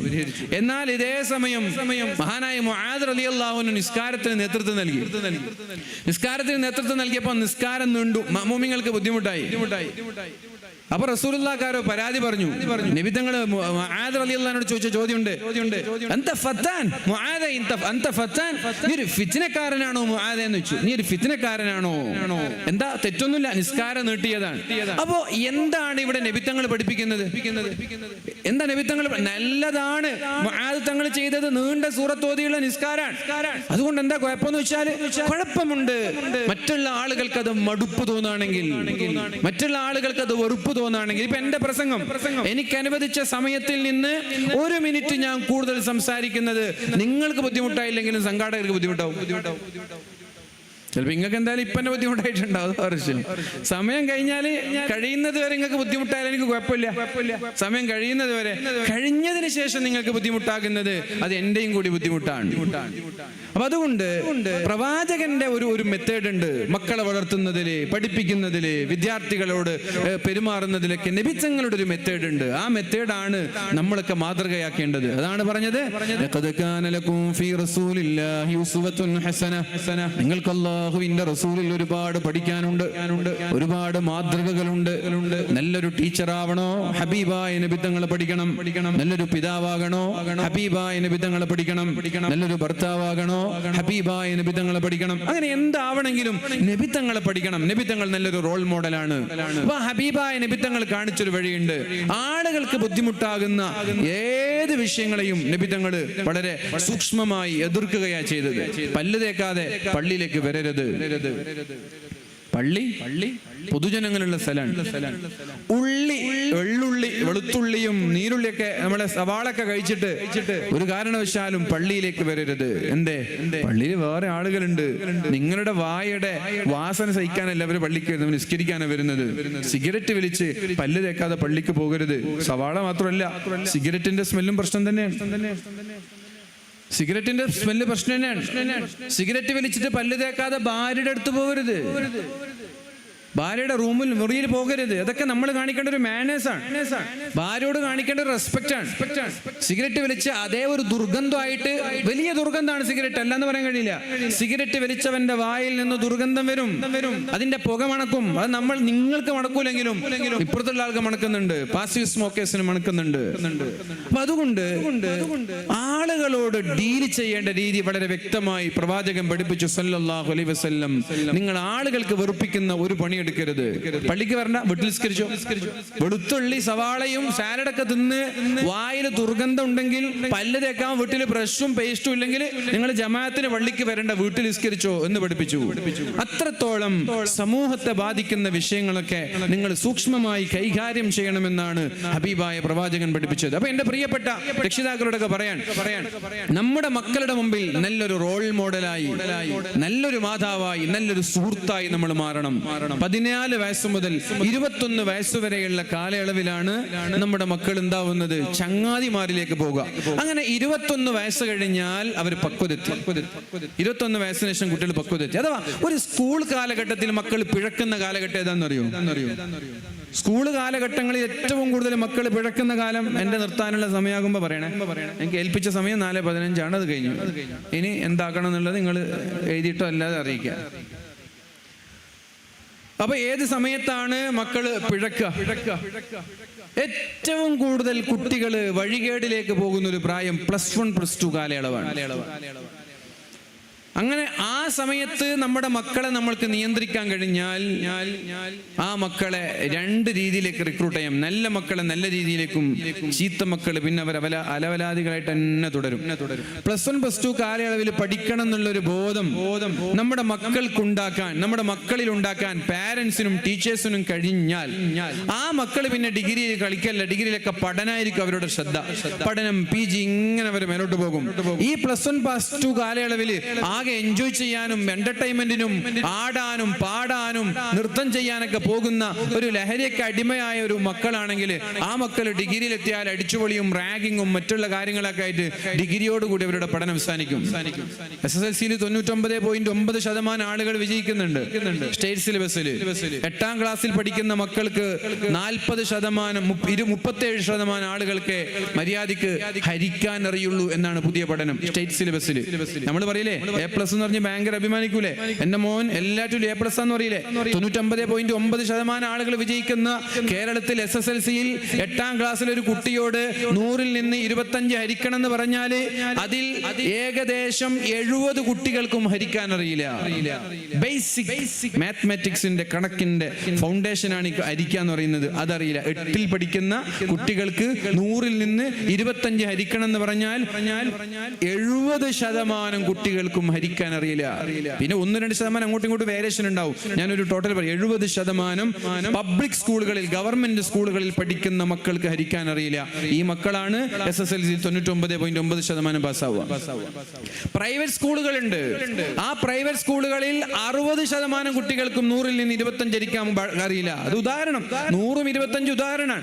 ഹരിക്കുക എന്നുള്ളത് ബേസിക്സ് ആണല്ലോ, മാത്സിലെ ബേസിക്സ് അല്ലേ? അപ്പൊ അത് 8ാം ക്ലാസ്സിൽ പഠിക്കുന്ന ഒരു കുട്ടിക്ക് അത് അറിയണം, ബേസിക്സ് അറിയണം. അപ്പൊ കണക്കിൽ ഹരിക്കാൻ അറിയാത്ത ഒരു കുട്ടി 8ാം ക്ലാസ്സിൽ 99 പോയിന്റ് എല്ലാ വിഷയത്തിലും A+ കിട്ടി പാസ്സാവുന്ന ഈ ഒരു എഡ്യൂക്കേഷൻ സിസ്റ്റം ഉള്ള നാടാണ് നമ്മുടെ നാട്. ഈ നാട്ടിലെ മക്കള് A+ എല്ലാം കാണാതെ പഠിച്ചു വാങ്ങിയിട്ടാണ് നേരെ നീറ്റിലേക്ക് പോവുക, നീറ്റ് എക്സാമിലേക്ക് പോവുക. അവിടെ നിങ്ങളുടെ ബൈഹാർട്ട് നടക്കൂല, അവിടെ നിങ്ങളുടെ കാണാപ്പാഠം നടക്കൂല, അവിടെ റീസണിംഗ് ആണ്, അവിടെ നിങ്ങളുടെ IQ ആണ് ടെസ്റ്റ് ചെയ്യുന്നത്. കാണാതെ നിങ്ങൾ എന്ത് പഠിച്ചു എന്നല്ല, നിങ്ങൾക്ക് എന്തറിയും എന്നാണ് അവിടെ പരിശോധിക്കപ്പെടുന്നത്. ഒരു ചോദ്യം, അതിന് 4 ഉത്തരം. ഒരു ചോദ്യം, അതിന് 4 ഉത്തരം. 4 ഉത്തരവും ശരിയാണ്. അതിലേതാണ് ഏറ്റവും വലിയ ശരി എന്നാണ് ചോദിക്കുക. നീറ്റിലൊക്കെ ക്വസ്റ്റ്യൻ ഏതാണ്? ഒരു തെങ്ങിന്റെ ഉപകാരം 4 എഴുതുക. തെങ്ങ് കൊണ്ടുള്ള ഉപകാരം: 1 ഇളനീര് കുടിക്കാം, 2 അതിന്റെ ഓലയിൽ ചൂലുണ്ടാക്കാം, 3 അതിന്റെ താഴെ തണലായിട്ട് ഉപയോഗിക്കാം, 5 അതിന്റെ പിന്നെ എന്തെങ്കിലും എന്തെങ്കിലും ചിരട്ട ഉപയോഗിച്ച് കത്തിക്കാം. അങ്ങനെ എല്ലാ ഉത്തരവും ശരിയാണ്. 4 ഉത്തരം, തെങ്ങിന്റെ 4 ഉത്തരവും ശരിയാണ്. ഈ 4 ശരിയായ ഉത്തരങ്ങളിൽ ഏറ്റവും ശരി ഏതാണ്? അതാണ് ചോദ്യം ഉണ്ടാവുക. ഏറ്റവും ശരി ഏതാണ്? ഉദാഹരണമാണ് തെങ്ങ്. കാണാതെ പഠിച്ചു പോയ ആളുകൾക്ക് അത് അറിയില്ല. ഇന്ത്യക്ക് എപ്പോഴാണ് സ്വാതന്ത്ര്യം കിട്ടിയത്? 1947 ഓഗസ്റ്റ് 15 ഇങ്ങനെ കാണാൻ പഠിച്ചു പോകും. ചോദ്യമുണ്ട്, ഇന്ത്യക്ക് സ്വാതന്ത്ര്യം കിട്ടിയത് എപ്പോഴാണ്? എന്നിട്ട് 4 ഓപ്ഷൻ തരും. 1947 ഓഗസ്റ്റ് 15. നിങ്ങൾക്ക് സമയം ഉണ്ടെങ്കിൽ കുഴപ്പമില്ല, എനിക്ക് 5 എൻ്റെ സമയം അത് കഴിഞ്ഞില്ലേ? ഓക്കെ, അപ്പൊ ഞാൻ അപ്പൊ 1947 ഓഗസ്റ്റ് 15. അടുത്ത ചോദ്യം, അടുത്ത ഓപ്ഷൻ എന്താണ്? 1947 ഓഗസ്റ്റ് 16. അടുത്തതോ 1947 ഓഗസ്റ്റ് 13. അടുത്തത് 1947 ഓഗസ്റ്റ് 12. എല്ലാം ഒരുപോലെയാണ്. എല്ലാ ഉത്തരം ഒരുപോലെയാണ്. സ്വാതന്ത്ര്യത്തിനായത് നമുക്ക് ഈസിലി മനസ്സിലാക്കാൻ കഴിയും. മലബാർ ലഹള നടന്നത് എപ്പോഴാണ്? 1921. അത് ഏത് മാസമാണ്, ഏത് ഡേറ്റ് ആണ്, അതൊക്കെ അവിടെ ഉണ്ടാവും. എല്ലാം ഒരുപോലെയാണ്. ഇത് കാണാതെ പഠിച്ചു പോയ ആളുകൾക്ക് ഇതറിയില്ല. അപ്പൊ നമ്മൾ ഇതിനെന്ത് ചെയ്യും? ചില റീസണുകൾ, ചില വിഷയമായിട്ട്, ചില ഇൻസിഡൻസുമായിട്ട് വേറെ ചില ഇൻസിഡൻസുകളെ ബന്ധപ്പെടുത്തി കണക്ഷൻ ചെയ്ത് നമ്മൾ പഠിക്കും. അങ്ങനെ പഠിക്കുമ്പോഴാണ് നമ്മൾക്ക് ഇത് കൃത്യമായിട്ട് ഓർമ്മ വരിക. ഉദാഹരണം, ഖുലഫാഉർ റാഷിദീങ്ങൾ. എപ്പോഴാണ് റസൂലുള്ളാഹി സ്വല്ലല്ലാഹു അലൈഹി വസല്ലം തങ്ങൾ ജനിച്ചത്? 570. ക്രിസ്താബ്ദം 570. ഇന്ന് 2025 നബി തങ്ങൾ ജനിച്ചത് 570. അപ്പൊ ഇത് കണക്ട് ചെയ്ത് പഠിക്കുന്ന ഒരാൾക്ക് ഈസി ആയിട്ട് പറയാൻ പറ്റും. എന്ന പ്രവാചകനായത്, നുബുവത്ത് ലഭിച്ചത് എപ്പോഴാണ്? 610. എപ്പോഴാണ് നബി തങ്ങൾ മദീനയിലേക്ക് പോയത്, മക്കയിൽ നിന്ന് മദീനയിലേക്ക് പോയത്? 622. എപ്പോഴാണ് പ്രവാചകൻ വഫാത്തായത്? 632. ഇത് കൃത്യമായിട്ട് പറയാൻ കഴിയും. ഇങ്ങനെ കണക്ഷൻ ചെയ്ത് നമ്മളിങ്ങനെ പഠിക്കുമ്പോൾ കൃത്യമായി പറയാൻ കഴിയും. അങ്ങനെ 631 പ്രവാചകൻ വഫാത്താക, 632 പ്രവാചകൻ വഫാത്താകുന്നുണ്ടെങ്കിൽ എത്ര കാലാണ് പിന്നെ ഖുലഫാഉർ റാഷിദീങ്ങൾ ഉണ്ടായത്? ഒരു 30 വർഷത്തോളാണ് അവരുണ്ടായത്. അപ്പൊ 660 ആകുമ്പോൾ 61 ആകുമ്പോൾ ഖുലഫാഉർ റാഷിദീങ്ങൾ കാലം കഴിഞ്ഞു. 661 നിന്ന് പിന്നെ അടുത്തത് ഉമ്മയ്യദ് ഡൈനാസ്റ്റിയാണ്. അവർ എത്ര വർഷമാണ് ഇവിടെ ഭരിച്ചത്? 750 ആണ് അവരുടെ അവസാനം. 661 മുതൽ 750 വരെയാണ് അവർ ഭരിക്കുന്നത്. അബ്ബാസ് ഡൈനാസ്റ്റി എത്ര കാലാണ്? 750 മുതൽ 1259 വരെയാണ്. അങ്ങനെ നമ്മളിങ്ങനെ കണക്ട് ചെയ്ത് പഠിക്കുമ്പോഴാണ് നമ്മൾക്ക് എന്തുണ്ടാവുക? ഓർമ്മ ഉണ്ടാവുക. അതല്ലാതെ ബൈഹാർട്ട് ചെയ്ത് പോയാൽ 4 ഓപ്ഷൻ തരുമ്പോൾ നമ്മൾക്ക് മറുപടി പറയാൻ കഴിയില്ല. അതുകൊണ്ട് ഇന്നത്തെ വിഷയത്തിന്റെ ഒരു ക്യാപ്സൂളായി, ആകത്തുകയായി ഞാൻ എൻ്റെ പ്രിയപ്പെട്ട ഉമ്മമാരോട് പറയാനുള്ളത്, വീട്ടിലുണ്ടാക്കുന്ന സമ്മർദ്ദങ്ങള്, അവനെ പോലെയാകാനുള്ള സമ്മർദ്ദങ്ങള്, A+ വാങ്ങാനുള്ള സമ്മർദ്ദങ്ങള്, അയൽക്കാരി പെണ്ണിനെ പോലെയാവാൻ, കസിൻ ബ്രദറിനെ പോലെയാവാൻ, കസിൻ സിസ്റ്ററിനെ പോലെയാവാൻ, നിന്റെ ജ്യേഷ്ഠന്റെ അനുജന്റെ മക്കളെ പോലെയാകാൻ നമ്മുടെ മക്കളെ നിർബന്ധിപ്പിക്കുന്നത് മൂലം ഇതൊന്നും താങ്ങാതെ തുമ്പിയെ കൊണ്ട് കല്ലെടുപ്പിക്കുന്നു എന്ന കാരണത്താൽ ഇതൊന്നും താങ്ങാതെ വലിയൊരു ജനറേഷൻ വീട്ടിലെ സമ്മർദ്ദം ഒരിക്കലും താങ്ങാൻ കഴിയാതെ ചങ്ങാതിമാരുടെ അടുത്ത് പോയി റിലാക്സേഷന് വേണ്ടി, സമാധാനത്തിന് വേണ്ടി, ആശ്വാസത്തിന് വേണ്ടി മയക്കുമരുന്ന് ഉപയോഗിച്ചു തുടങ്ങുന്നുണ്ട്. അവർ ഉപയോഗിച്ചു തുടങ്ങുന്ന പ്രായം സ്കൂളിലെ 8ാം ക്ലാസ് ആണെങ്കിൽ വീട്ടിലെ 13ാം വയസ്സാണ്. അതുകൊണ്ട് പഞ്ചാബിനെ പോലും കടത്തിവെട്ടി ഡ്രഗിന്റെ ക്യാപിറ്റലായി മാറിയ കേരളത്തെ ഈ മയക്കുമരുന്ന് എന്ന് പറയുന്ന ഏറ്റവും അപകടകരമായ ഈ ഒരു നീരാളിപ്പിടുത്തത്തിൽ നിന്ന് രക്ഷപ്പെടുത്താൻ ഒരു നിയമപാലകനും കഴിയില്ല. അത് ഓരോ വീട്ടുകാര് വിചാരിക്കണം, ഓരോ ഉമ്മമാര് വിചാരിക്കണം. കൃത്യമായി നമ്മൾ നമ്മുടെ മക്കളെ ഒബ്സർവ് ചെയ്യുന്നവരാകണം. ഇൻ കേസ് നമ്മുടെ മക്കളിൽ ഇത്തരം ഒരു സൂചന കണ്ടാൽ ഉടനെ തന്നെ അറിയിക്കേണ്ട ആളുകളെ, ഇത് അറിയിച്ചാൽ പരിഹാരമുണ്ടാകുമെന്ന് ഉറപ്പുള്ള ആളുകളെ നമ്മൾ അറിയിക്കുകയും ഒരു പരിഹാരം കണ്ടെത്തുകയും വേണം. അല്ലാഹു റബ്ബ് സുബ്ഹാനഹു വ തആല നമ്മുടെ മക്കളെയൊക്കെ സ്വാലിഹീങ്ങളിൽ ഉൾപ്പെടുത്തട്ടെ, കൺകുളിർമയുള്ളവരാക്കട്ടെ. ഇതിനൊക്കെ എല്ലാറ്റിനെയും പുറമെ ഇവിടെയൊക്കെ രഹസ്യമായി കിടക്കുന്ന ഏറ്റവും വലിയ ആയുധം പ്രാർത്ഥനയാണ്. റബ്ബനാ ഹബ് ലനാ മിനസ് സ്വാലിഹീൻ. 2 മക്കളുടെ കഥ കൂടി ഞാൻ പറഞ്ഞുതരാം. 2 മക്കളുടെ കഥ. 2 പേരുടെയും പിതാവ് പ്രവാചകനാണ്. അതിലൊരു മകൻ സ്വർഗത്തിലേക്കും ഒരു മകൻ നരകത്തിലേക്കും പോയ കഥ. മഹാനായ ഇബ്രാഹിം നബി അല്ലാഹുവോട് ദുആയിരുന്നു, റബ്ബി ഹബ്ലി മിനസ് സ്വാലിഹീൻ, സ്വാലിഹായ മക്കളെ തരണം. ആ ഇബ്രാഹിം നബിക്ക് ഒരു കുഞ്ഞിനെ കൊടുത്തു, പേര് ഇസ്മായിലാണ്. ഇബ്രാഹിം നബിയോട് അല്ലാഹ് പറഞ്ഞു, കുട്ടിയെ അറുക്കണം. ഇബ്രാഹിം നബിയുടെ അടുത്ത്, ഇസ്മായിൽ നബിയുടെ അടുത്ത് ഇബ്രാഹിം നബി വന്നിട്ട് പറഞ്ഞു, നിന്നെ അറുക്കാൻ അല്ലാഹു എന്നോട് പറഞ്ഞിട്ടുണ്ട്. മകൻ പറയുന്നുണ്ട്, ഫഅൽ മാ തുഅ്മർ, എന്താണോ റബ്ബ് പറഞ്ഞത് ഉപ്പാ നിങ്ങളത് അനുസരിച്ചോളൂ. സതജിദുനി ഇൻഷാ അല്ലാഹു മിനസ് സാബിരീൻ, നിങ്ങൾ എന്നെ അറുത്താൽ എനിക്ക് സന്തോഷമുള്ള അല്ലാഹ്ക്ക് വേണ്ടിയിട്ടല്ലേ, ഞാൻ ക്ഷമിച്ചോളാം. ഇതൊരു സ്വാലിഹായ മകന്റെ ഉദാഹരണമാണ്. പിതാവും പ്രവാചകൻ, മകനും പ്രവാചകൻ. എന്നാൽ മറ്റൊരു പ്രവാചകനുണ്ട്, നൂഹ് നബി. നൂഹ് നബി അലൈഹിസ്സലാമിന് ഒരു മകനുണ്ട്. 950 വർഷം ദഅവത്ത് കേട്ട ഒരു മകൻ. ആ മകനോട് അവസാനം കപ്പലിൽ കയറി തിരമാലകളെ കടിച്ചു വീശുമ്പോ മഹാനായ നൂഹ് നബി പറയുന്നുണ്ട്, യാ ബുനയ്യർകം മഅന, മോനെ എന്റെ കൂടെ കപ്പലിലേക്ക് വാ. അപ്പൊ മകൻ പറയുന്നുണ്ട്, സആവി ഇലാ ജബലി യഅ്സിമിനി മിനൽ മാ, ഉപ്പാ എന്റെ കാര്യം നിങ്ങൾ നോക്കണ്ട, എന്റെ കാര്യം ഞാൻ നോക്കിക്കോളാം. സ്വതന്ത്ര ചിന്താഗതിക്കാരൻ, ലിബറലിസ്റ്റ് എന്ന് പറയുന്നത് ഇവനെയാണ്. ലിബറലിസ്റ്റ് എന്ന് പറയുന്നത് ഇവനെയാണ്. സ്വന്തം പിതാവിന്റെ നിയന്ത്രണത്തിൽ ജീവിക്കാൻ താല്പര്യമില്ലാത്തവൻ, ഉമ്മയുടെ നിയന്ത്രണത്തിൽ ജീവിക്കാൻ താല്പര്യമില്ലാത്തവൻ, എന്റെ കാര്യം ആരും നോക്കണ്ട, എന്റെ കാര്യം ഞാൻ നോക്കിക്കോളാം എന്ന സ്വതന്ത്ര ചിന്താഗതിക്കാരുടെ ആശയക്കാരന്റെ തുടക്കക്കാരനാണ് മഹാനായ നൂഹ് നബിയുടെ കൊച്ചുമോൻ. ആ മകൻ പറഞ്ഞു, എന്റെ കാര്യം നിങ്ങൾ നോക്കണ്ട, ഞാൻ നോക്കിക്കോളാം. എന്നിട്ട് പറഞ്ഞു, ഞാൻ പർവ്വതത്തിന്റെ മുകളിൽ കയറി രക്ഷപ്പെട്ടോളാം. മഹാനായ നൂഹ് നബി അങ്ങനെ രക്ഷപ്പെടാൻ ഇന്ന് കഴിയില്ല എന്ന് പറയുമ്പോ വലിയൊരു തിരമാല വന്ന് ആ മകനെ കൺമുന്നിൽ വെച്ച് വിഴുങ്ങുകയാണ്. അപ്പോഴാണ് നൂഹ് നബി അള്ളാഹിനോട് പറയുന്നത്, പടച്ചോനെ നീ എന്നോട് പറഞ്ഞിട്ടുണ്ട് എന്റെ കുടുംബക്കാരും നരകത്തിൽ കിടക്കൂല, എന്റെ മകൻ എന്റെ കുടുംബാണ്. അപ്പൊ അള്ളാഹ് പറഞ്ഞൊരു മറുപടി, ഉമ്മമാരെ ഉപ്പമാരെ നിങ്ങൾ നിങ്ങളുടെ നെഞ്ചത്ത് എഴുതി വെക്കണം, സ്വാലിഹായ മകനല്ലാത്തത് കൊണ്ട്, തമ്മാടിയായ മകനായതുകൊണ്ട് ഇന്നഹു ലൈസ മിൻ അഹ്ലിക്, ആ കൊച്ചുമോനെ നിന്റെ കുടുംബത്തിൽ ഞാൻ ഉൾപ്പെടുത്തുന്നില്ല. ഇന്നഹു അമലുൻ ഗൈറു സ്വാലിഹ്, അതൊരു ദുഷ്പ്രവർത്തനമാണ്, അതൊരു ദുശ്ചെയ്തിയാണ്, അത് ഏറ്റവും വൃത്തികെട്ട ഒരാളാണ്. അതുകൊണ്ട് നിന്റെ കുടുംബത്തില് നിന്റെ മകനായി കാണാൻ ഞാൻ ഒരുക്കല്ല, അതുകൊണ്ട് അയാൾക്ക് സ്വർഗം നൽകാൻ എനിക്ക് കഴിയില്ല. അപ്പൊ ദുഷ്പ്രവർത്തനങ്ങൾ ചെയ്തു തമ്മാടിയായി ജീവിക്കുന്ന മക്കളെ ഒരു കുടുംബത്തിന് പോലും ഉൾപ്പെടുത്താൻ കഴിയില്ല എന്ന് പരിശുദ്ധ ഖുർആൻ പഠിപ്പിക്കുന്നുണ്ട്. അപ്പൊ ഇതിന്റെയൊക്കെ പിന്നിൽ വിജയിക്കാനുള്ള മാനദണ്ഡം പ്രാർത്ഥനയാണ്. റബ്ബി ഹബ്ലി മിനസ് സ്വാലിഹീൻ, പടച്ചോനെ സ്വാലിഹീങ്ങളായ മക്കൾ തരണം, തന്നതിനെ സ്വാലിഹീങ്ങളാക്കണം. അല്ലാഹു നമ്മളെയും നമ്മുടെ മക്കളൊക്കെ സ്വാലിഹീങ്ങളിൽ ഉൾപ്പെടുത്തട്ടെ എന്ന് പറഞ്ഞ് തൂണേരി പഞ്ചായത്ത് സംഘടിപ്പിച്ച പൈതൃകം 25 എന്ന ഈ പ്രൗഢമായ സമ്മേളനം എല്ലാവിധ ആശംസകളും നേർന്നു. നമ്മുടെ മക്കളെ രാഷ്ട്രീയത്തിൽ പ്രോത്സാഹിപ്പിക്കണം. ഇതൊരു എന്റർടൈൻമെന്റ് ആണ് രാഷ്ട്രീയം. നമ്മുടെ മക്കളെ MSF-ഉം പിന്നെ IUML-ഉം യൂത്ത് ലീഗും ഒക്കെ നമ്മുടെ മക്കൾക്കൊരു ആവേശമാകണം. ഇതൊരു എന്റർടൈൻമെന്റ് ആവണം. ഇതൊരു ആസ്വാദനമായാൽ അവർ ഡ്രഗിന്റെ പിന്നാലെ പോകില്ല. ഞാൻ പറഞ്ഞല്ലോ, നമ്മൾ കൃത്യമായി നമ്മുടെ മക്കൾക്ക് എന്റർടൈൻമെന്റ് കൊടുക്കാൻ കഴിയണം. എന്റർടൈൻമെന്റ് കൊടുക്കാൻ കഴിയാതിരിക്കുമ്പോഴാണ് ഡ്രഗിലേക്ക് പോവുക. ഡ്രഗ് എന്റർടൈൻമെന്റ് ആയി മാറുക. ഡ്രഗ് ആസ്വാദനമാവാതിരിക്കണമെങ്കിൽ രാഷ്ട്രീയം ആസ്വാദനമാവണം. ഡ്രഗ് ആസ്വാദനം ആവാതിരിക്കണമെങ്കിൽ സ്പോർട്സ് ആസ്വാദനമാവണം.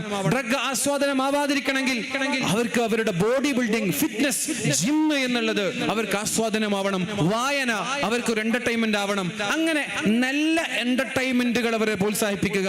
അങ്ങനെ നല്ല എന്റർടൈൻമെന്റിൽപ്പെട്ട ഒരു എന്റർടൈൻമെന്റ് ആണ് ആദരണീയരായ പാണക്കാട് നേതൃത്വം നൽകുന്ന, പാണക്കാട് സയ്യിദ് സാദിഖ് അലി ശിഹാബ് തങ്ങൾ നേതൃത്വം നൽകുന്ന മഹത്തായ പ്രസ്ഥാനം മുസ്ലിം ലീഗ് എന്ന് പറയുന്ന ഈ മഹത്തായ പ്രസ്ഥാനത്തിന്റെ പച്ച പതാക പിടിക്കാൻ നമ്മുടെ മക്കളെ ചെറുപ്പത്തിലേ നമ്മൾ പ്രോത്സാഹിപ്പിക്കുകയും അത് ആസ്വദിച്ച് രാഷ്ട്രീയ പ്രവർത്തനം നടത്തുന്ന നമ്മുടെ മുമ്പിൽ ചിരിക്കുന്ന ഒരു അസ്ലമിന്റെ മുഖം നിങ്ങൾക്ക് കാണാൻ കഴിയും.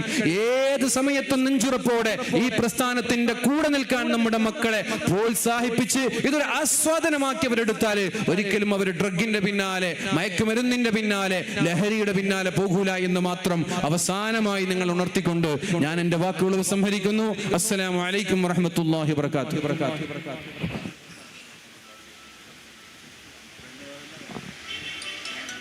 പ്രിയപ്പെട്ടവരെ, നമ്മുടെ സെക്ഷന്റെ പരിപാടി